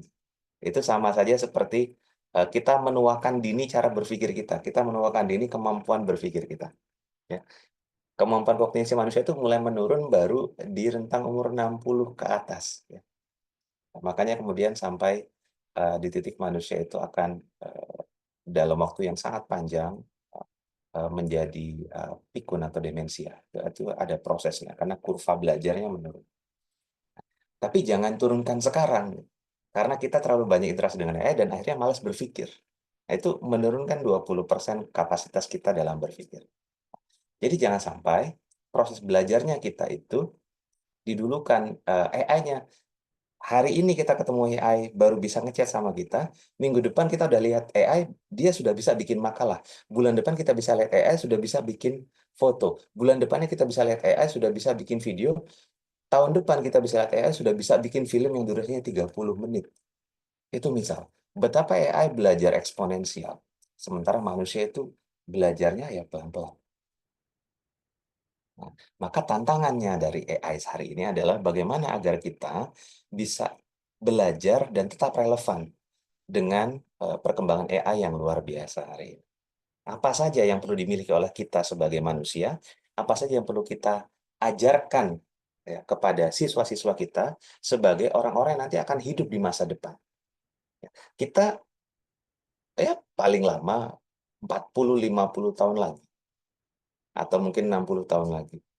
Tapi bagaimana dengan siswa kita yang hari ini mereka ada di tingkat SD, SMP, SMA, di PAUD, yang mereka masih punya harapan untuk berinteraksi dengan dunia mungkin 100 tahun lagi. Hari ini, sudah secanggih ini, bagaimana 50 tahun ke depan? Jadi yang kita sedang siapkan adalah siswa-siswa kita di 20, 30, 40, 50 tahun ke depan. Ya. Nah, maka paradigma untuk pembelajaran harus kita ganti. Bukan lagi bicara tentang bagaimana mentransfer materi yang hari ini bahkan dari Perplexity saja atau dari Qwen saja, kedua nama AI, itu sudah bisa lebih canggih memprovide materi kepada siswa daripada kita. Ya. Dan kalau misalnya kita butuh belajar 3-5 jam, dia hanya butuh beberapa detik untuk memprovide materi itu untuk dibaca sama siswa kita. Maka kita perlu perlakukan AI itu sebagai mitra diskusi, Bapak Ibu sekalian. Jangan kita perlakukan dia sebagai budak kita untuk menyelesaikan segala macam tugas. Kalau kita perlakukan dia sebagai budak, tolong kerjakan RPP saya, tolong koreksikan tugas-tugas saya, tolong buatkan saya makalah. Tanpa kemudian Anda berikan prompt tambahan, tanpa kemudian Anda kritisi atau diskusi, yang pertama Anda akan ketemu bias. Di dalam AI, ya, di dalam model namanya LLM, Large Language Model, atau model bahasa yang luasnya punya AI, jadi itu otaknya AI, formatnya namanya Ceph Tensor, di dalam pemrosesannya, itu selalu punya nilai bias, atau kalau bahasa teknisnya itu hallucination atau halusinasi. Jadi AI itu dia tidak selalu menjawab berdasarkan fakta, tapi dia menjawab berdasarkan logika paling rasional untuk diberikan kepada kita. Ya. Tapi kalau misalnya merujuk kepada fakta, jangan sekali-kali pernah untuk bertanya kepada AI secara pasti tanpa ada mengecek lagi ke Wikipedia, tanpa ada cek lagi ke Google, tanpa ada cek lagi ke referensi buku ataupun pada sumber-sumber yang valid, yang memang ditulis oleh manusia, bukan AI. Kenapa? Karena saya pernah coba beberapa kali. Ada level-level halusinasi yang diberikan oleh AI pada jawabannya, sehingga jawaban itu terlihat rasional, terlihat logis, terlihat meyakinkan, padahal itu adalah jawaban palsu. Dia mengambil referensi-referensi palsu, bahkan menciptakan referensi sendiri yang tidak ada jurnalnya, tidak ada datanya.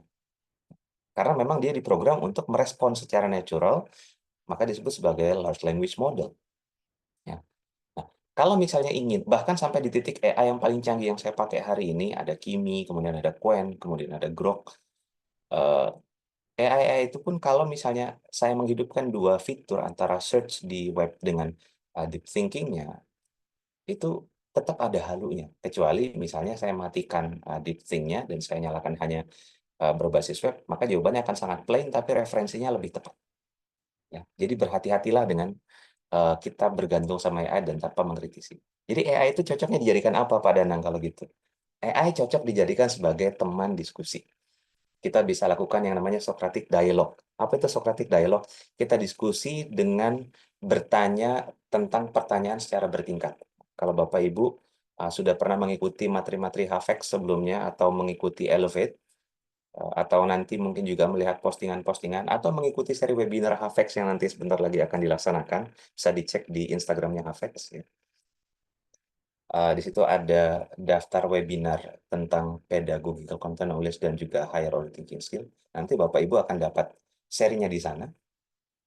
Bahwa berdiskusi dengan pertanyaan yang bertingkat itu bahkan efeknya bukan menjadikan kita mati critical thinking, bukan menurun critical thinking, malah kita akan terchallenge untuk mengembangkan hubungan-hubungan antara neuron-neuron kita di otak.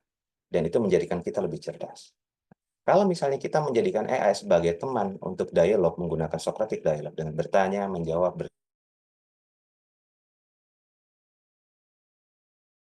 kita akan dapat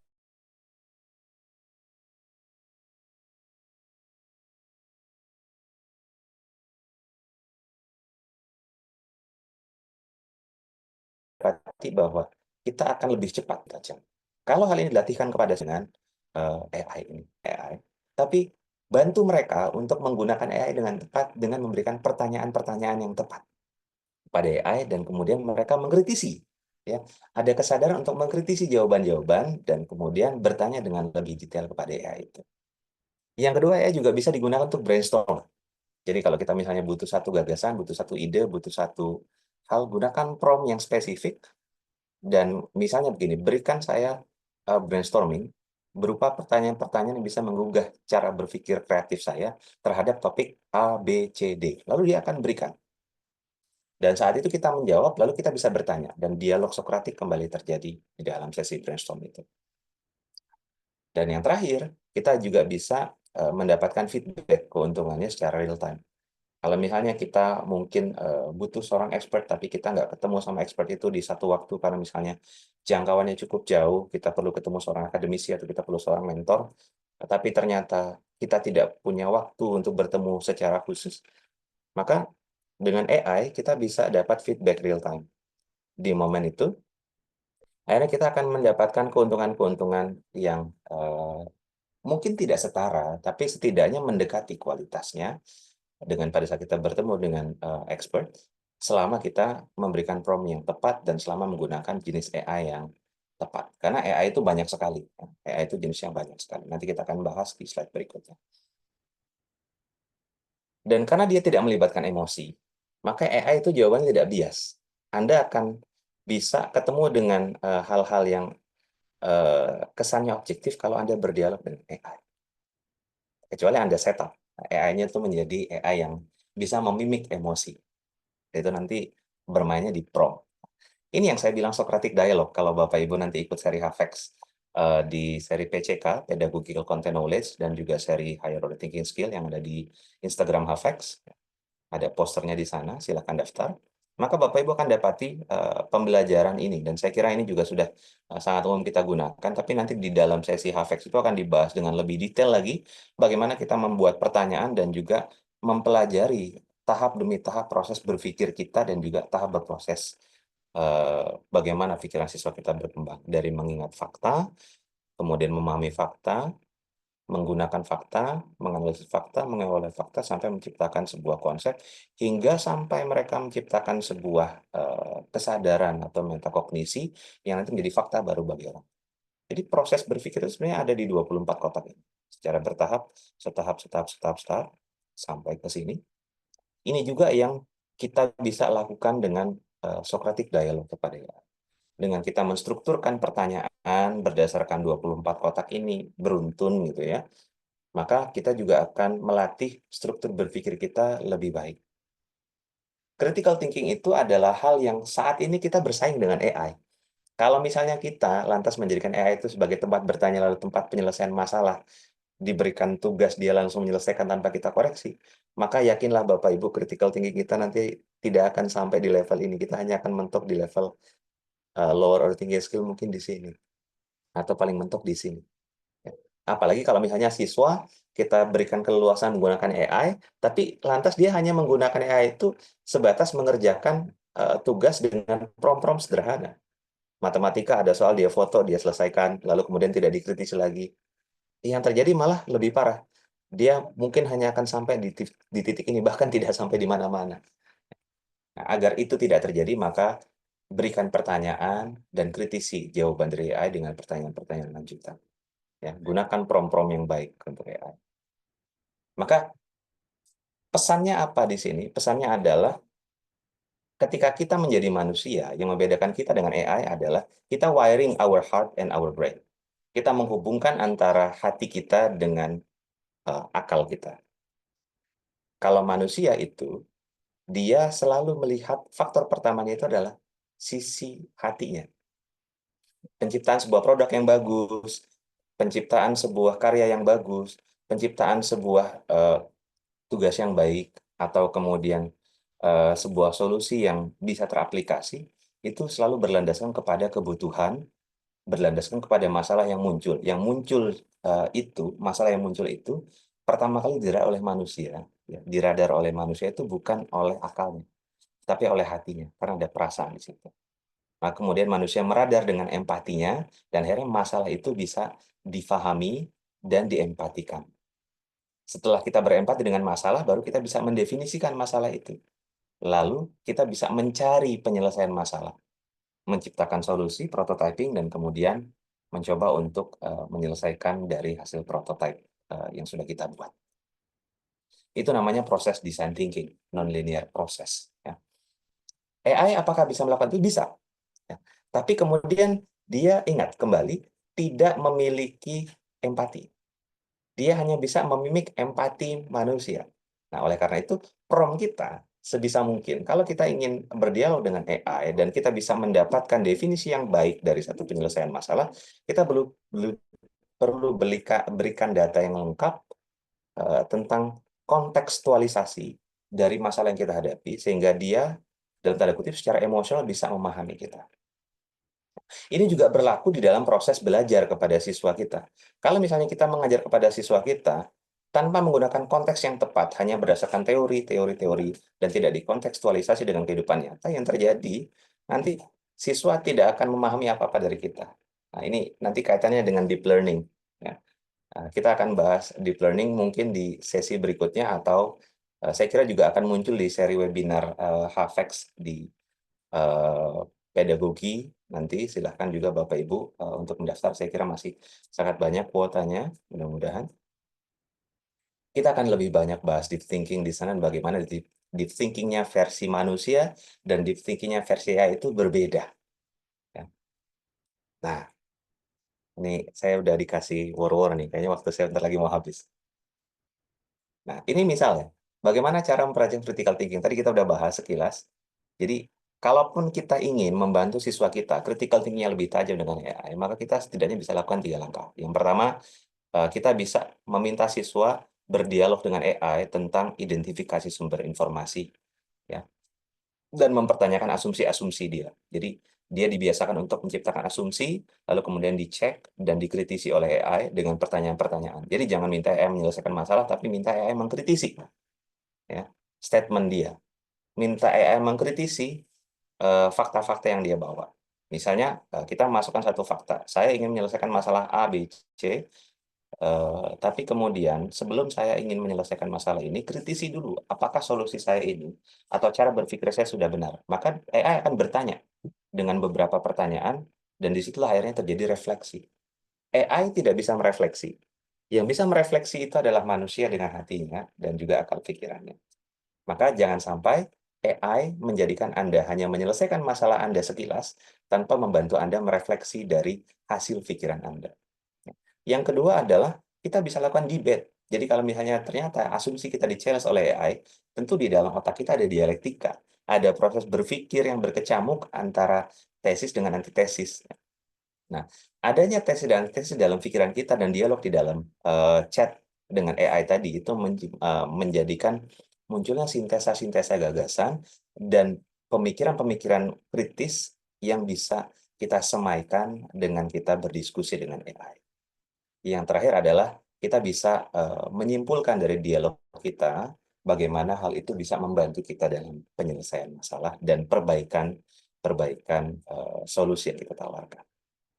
Kalau AI dimanfaatkan seperti ini nanti akan sangat membantu kita dan juga siswa kita menyelesaikan masalah. Tapi kalau AI, sekali lagi saya ingatkan, kalau misalnya AI hanya digunakan dengan memasukkan prompt, tolong buatkan saya A, B, C, lalu selesai, mohon maaf, itu justru akan menjadikan kita mengurangi critical thinking kita setahap demi setahap, di mana pada saat yang sama AI secara incremental mereka belajar dengan lebih kompleks, bahkan bukan dari hari ke hari, tapi dari detik ke detik. Begitu juga dengan mengembangkan kreativitas dengan AI. Kurang lebih prosesnya sama, tapi pada prinsipnya adalah kita bisa menggali semua potensi kreativitas kita dengan kita menggunakan AI dengan benar. Ini beberapa Bapak Ibu sekalian contoh AI yang dapat digunakan. Tadi Pak Singgi sudah mention ada ChatGPT di sini. Kemudian ada Gemini, ini dari Google. Kemudian ada Perplexity. Perplexity ini dia kelebihannya ini dari Facebook. Kelebihannya dia adalah dia akan bisa memberikan referensi-referensi berbasis web. Ya, meskipun halunya masih ada, hallucination-nya masih ada, tapi secara kapasitas untuk yang free-nya, ini saya bicara semuanya dengan konteks yang free, bukan konteks yang premium ya. Kalau premium, tentu LLM yang digunakan modelnya pun berbeda. Ya, ini semuanya yang free. Jadi kalau yang free saja untuk Perplexity itu udah lumayan bagus dibandingkan dengan Gemini atau ChatGPT. Kalau POE ini nanti Bapak Ibu akan ketemu banyak model ya. Jadi POE ini lebih kepada kumpulan chatbot, kumpulan LLM yang dibuat sama perusahaan namanya Quora yang juga punya forum Quora. Jadi dia ada Ada ChatGPT-nya, ada Gemini-nya, ada DeepSeek-nya, ada kemudian Cloud-nya, ada kemudian ya baru itu saja saya kira. Dan ada mesin-mesin yang lain yang ada di dalam POE ini. Bapak Ibu juga bisa download di aplikasi Android dan juga iPhone. Saya kira website juga bisa diakses di komputer, di PC, di laptop. Kemudian ada Cloud. Cloud ini dia adalah AI yang serupa ChatGPT, hanya dia punya slogan The Polite AI, AI yang sopan. Karena yang menjadi salah satu limitasi dia, yang menjadikan dia teregulasi, itu adalah piagam hak asasi manusia. Jadi dia tidak akan berbicara dengan kata-kata yang kasar, tidak akan bicara tentang hal-hal yang vulgar atau tabu, dan susunan jawabannya itu lebih terstruktur dan lebih lebih nyastra, mungkin lebih rapi kalau dibandingkan dengan AI yang lain. Jadi kalau misalnya dalam hal kepenulisan itu saya mengandalkan Cloud. Kemudian DeepSeek. Nah, kalau DeepSeek ini kelebihannya adalah dia tokennya panjang. Jadi di dalam AI itu kita kenal namanya token. Token itu adalah seberapa banyak karakter atau huruf yang bisa kita masukkan, dan kemudian seberapa banyak jawaban yang akan dihasilkan dari AI tadi. Nah, makin panjang tokennya, makin besar tokennya, makin spesifik jawaban dan juga pertanyaan yang bisa kita masukkan. Jadi kalau DeepSeek ini dia secara token dia lebih panjang, lebih ekonomis, dan juga dia punya kemampuan untuk research di internet dengan lebih baik dibandingkan yang lain dari yang saya sebutkan tadi. Cuman kekurangannya DeepSeek ini karena saking populernya dia sering ngedown, ya, jadi sering tidak bisa digunakan kalau misalnya di jam-jam tertentu. Tapi saya kira itu adalah momentum awal karena banyak penggunanya saja. Nah, DeepSeek ada, lalu muncul Grok. Grok ini punyanya X atau Twitter. Nah, Grok ini sama seperti DeepSeek, tapi karakteristiknya sedikit berbeda karena mungkin resource-nya saja yang berbeda. Tapi kalau secara fungsi, dia bisa search secara deep think, atau berpikir dengan mendalam dulu baru menjawab, dan kemudian dia juga bisa untuk search di internet. Dan kelebihannya Grok lagi adalah kita bisa mengintegrasikan dia dengan Twitter. Jadi kalau misalnya kita merujuk kepada akun X atau Twitter dari seseorang atau dari misalnya topik tertentu di Twitter, dia bisa menggali secara real time topik-topik itu. Nah, itu kelebihan, dia bisa ngambil data langsung dari Twitter atau dari X. Kemudian ada lagi Qwen. Nah, kalau Qwen ini dia punyanya Alibaba. Kalau Qwen itu dia bukan hanya bisa untuk diajak diskusi, tapi dia juga bisa diminta untuk buat foto atau gambar dan juga video-video singkat yang sangat realistis dan dalam level gratis, Bapak Ibu sekalian. Tokennya juga sangat panjang, sepanjang Grok dan juga sepanjang DeepSeek, sehingga Bapak Ibu bisa sekali untuk misalnya kalau kesulitan mencari foto-foto yang relevan atau video-video yang relevan untuk menjadi ilustrasi bahan ajar, bisa minta buatin sama Qwen secara gratis, Bapak Ibu. Dan kemudian Kimi. Nah, ini Kimi juga saya biasa gunakan. Ini untuk brainstorm biasanya. Kalau Kimi ini dia diproduksi oleh Muntun. Muntun itu kalau Bapak Ibu tahu, siswa-siswi atau anak-anak Bapak Ibu sering main game seperti apa namanya? PUBG atau misalnya Mobile Legend, maka Kimi ini adalah satu induk perusahaan, ya, Muntun.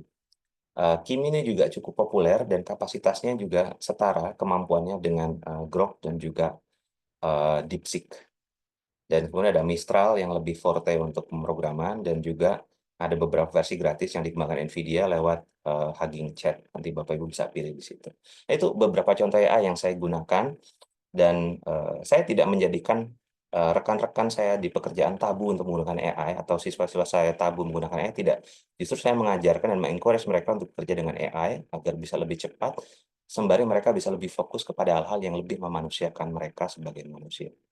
Nah, yang terakhir, tentang masa depan belajar dengan AI. Tantangannya adalah kita tidak boleh bergantung berlebihan kepada AI, dan kita perlu untuk secara berhati-hati menggunakan atau men-share data-data diri kita dan juga siswa kita kepada AI.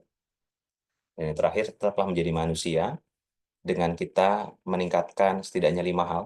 Yang pertama adalah kesadaran diri kita dengan refleksi. Jadi kembali, AI jangan diperlakukan sebagai tempat penyelesaian masalah, tapi jadikan AI sebagai teman diskusi dan kita bisa berefleksi dengannya. Yang kedua, kita tetap harus melatih empati kita kepada manusia, jangan kita hanya bergantung kepada AI lalu kita melupakan manusia. Ya, jadikan AI sebagai pemicu kreativitas, bukan kemudian menjadikan AI-nya kreatif, kitanya menjadi tumpul.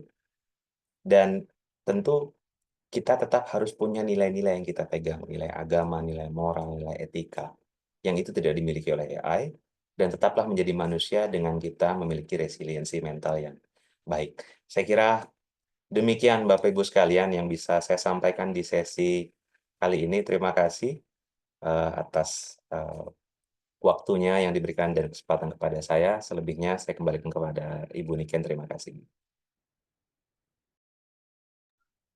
Baik, terima kasih banyak Pak Danang atas penyampaiannya ya, yang membuka wawasan kita juga bahwa AI itu dibuat oleh manusia, jangan sampai kita ketergantungan sama AI gitu ya, malah kita yang jadi nggak kreatif, nggak kritis, dan AI-nya makin pintar gitu.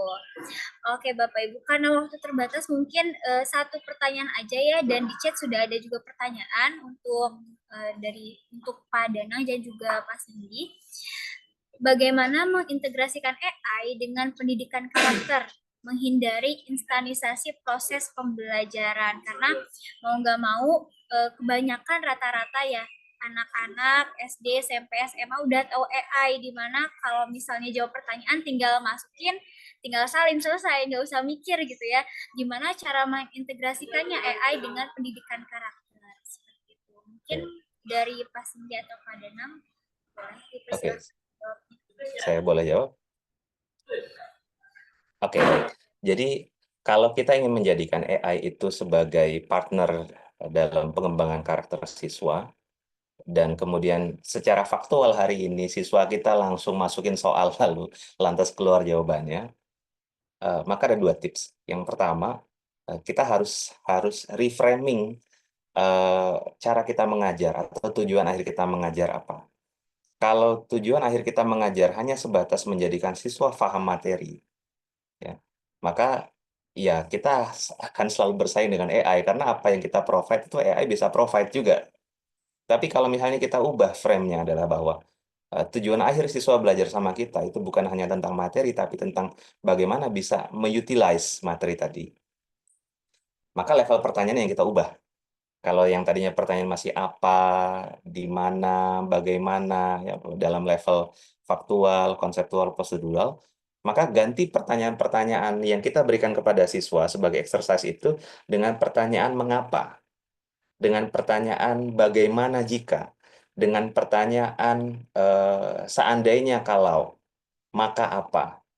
Ya, yang di situ lebih banyak mengasah imajinasi, mengasah daya pikir dan nalar kreatifnya siswa kita, meskipun dia dibantu oleh AI. Ya, kita nanya begitu, apakah dia tidak dibantu oleh AI? Dibantu juga. Tapi setidaknya dengan pertanyaan-pertanyaan kreatif itu, dia jadi membaca jawaban AI dan akan terbrainstorm, dia akan terpantik untuk berpikir lebih kreatif. Dan akhirnya jawaban AI itu justru membantu dia merefleksi. Nah, itu cara mengintegrasikan yang pertama. Jadi, ubah model pertanyaannya dari pertanyaan faktual, prosedural, konseptual menjadi pertanyaan-pertanyaan yang metakognitif. Sehingga pada saat si siswa mendapatkan jawaban dari AI, mau nggak mau dia harus mengolah dan juga mengkritisi. Yang kedua adalah, kayak tadi, ajarkan siswa menggunakan prompt yang benar kepada AI, bukan sebatas minta masukan penyelesaian masalah. Ya. Jadi, justru kalau saya menyarankan Bapak Ibu, silahkan di sekolah, ya silahkan di sekolah untuk usulkan kepada tim kurikulum, sediakan waktu 1 jam, setiap minggu, ya, untuk siswa bisa berinteraksi dengan AI dan kita membantu mereka, ya, untuk membuat prompt, bagaimana agar prompt-prompt tadi itu bukan menjadikan mereka terdistraksi atau terlemahkan oleh AI cara berpikir kritisnya, tapi malah memperkuat. Dan ini yang lebih penting. Karena kalau misalnya kita tidak mengajarkan cara untuk membuat prompt tadi, dengan kita melatih critical thinking siswa untuk bertanya, maka yang terjadi adalah siswanya nanti malah akan dimanfaatkan oleh AI saat dia dalam tanda kutip merasa memanfaatkan AI. Jadi yang paling susah itu sebenarnya bukan menjawab, Bapak Ibu.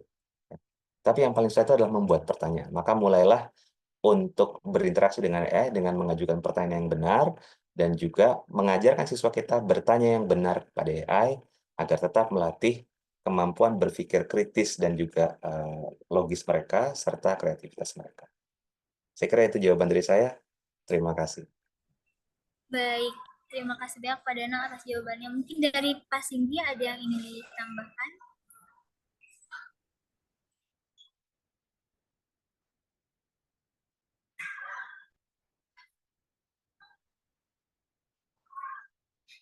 Apakah masih ada Pak Singgi?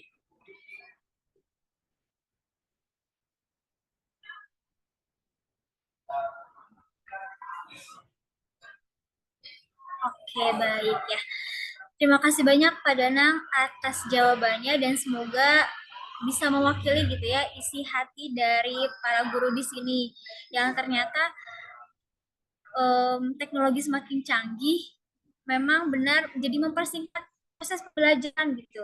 Akhirnya siswa-siswa malah jadi malas mikir karena terlalu gampang pertanyaannya. Jadi kita sebagai guru pun perlu banyak belajar ya Bapak Ibu ya untuk membuat pertanyaan, untuk kenal teknologi AI, untuk tahu AI supaya bisa dibilang kita nggak kalah jauh sama generasi Z ataupun Alpha yang menjadi murid kita gitu ya. Kita pun perlu mengikuti zaman.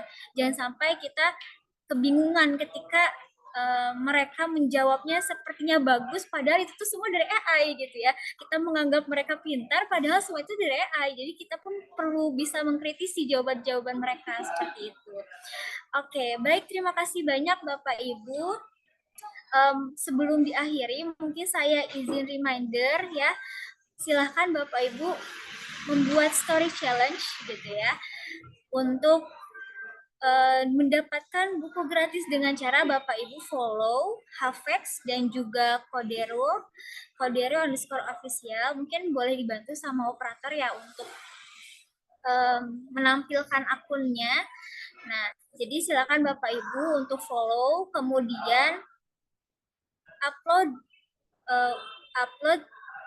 foto ataupun video yang berkaitan tentang webinar series pada hari ini, kemudian tag juga Hafex dan juga Kodero seperti itu. Nanti silakan Bapak Ibu ditambahkan ya ketikannya atau enggak insight wawasan barunya apa yang didapatkan, dan nanti yang paling menarik akan mendapatkan buku gratis dari kami.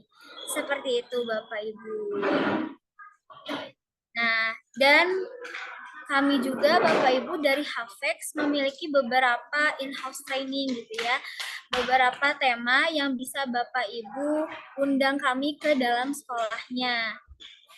Itu bisa berupa PCK atau mau Bapak Ibu terkait AI juga bisa gitu ya. Atau higher order thinking skill, bagaimana cara membuat pertanyaan-pertanyaan bertingkat ataupun social emotional learning. Seperti itu Bapak Ibu. Dan silahkan Bapak Ibu untuk kunjungin link Shopee kami gitu ya. Kami menyediakan buku yang tentunya ada promo Bapak Ibu sampai Maret aja nih, 22 Maret. Harganya jadi 80.000. Coach dan juga PCK atau cara mengajar lebih efektif gitu ya. Silakan Bapak Ibu untuk membeli bukunya sebelum kehabisan dan juga sebelum promonya berakhir, dan setiap pembelian buku gratis akan dapat konsultasi dari Hafex gitu ya, tentunya dari trainer-trainer yang ahli. Seperti itu Bapak Ibu. Dan saya juga mengingatkan bahwa nanti setelah akhir sesi akan mendapatkan sertifikat partisipan.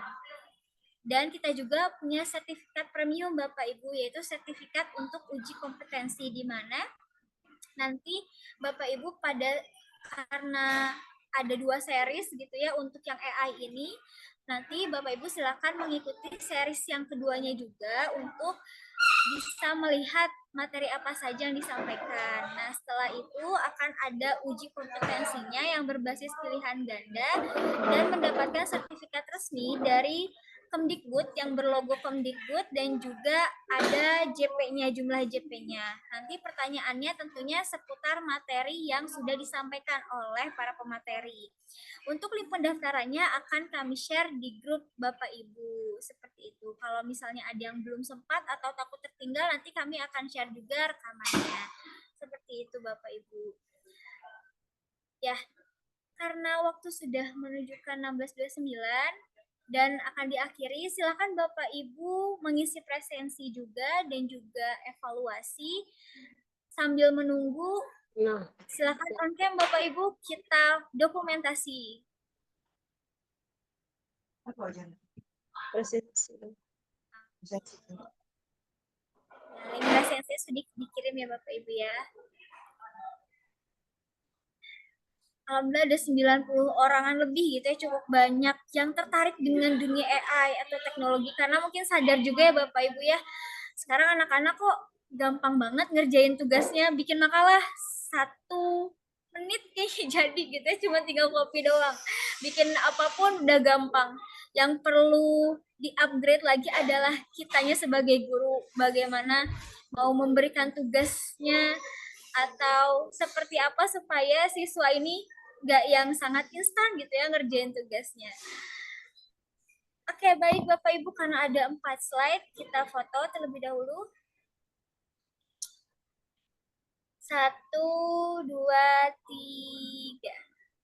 Oke, slide pertama, kemudian slide kedua. 1, 2, 3. Kemudian slide ketiga, 1, 2, 3. Dan slide keempat, 1, 2, 3. Oke. Baik, terima kasih banyak Bapak Ibu atas kehadirannya. Semoga ilmu yang diberikan Mr. Singgi dan juga Mr. Danang bermanfaat dan bisa diterapkan sesegera mungkin gitu ya ke kelas Bapak Ibu. Dan jangan lupa juga mengikuti webinar-webinar series kami lainnya. Bisa lihat dan cek di Instagram gitu ya untuk webinar yang tersedia. Terima kasih banyak atas kehadirannya. Selamat berbuka puasa gitu ya Bapak Ibu. Semoga berkah puasanya bagi yang menjalankan dan semoga Bapak Ibu sehat selalu. Saya Niken sebagai moderator dan MC. Wassalamualaikum warahmatullahi wabarakatuh. Waalaikumsalam. Terima kasih Bapak Ibu. Jumpa lagi di seri berikutnya, insya Allah. Terima kasih, selamat sore.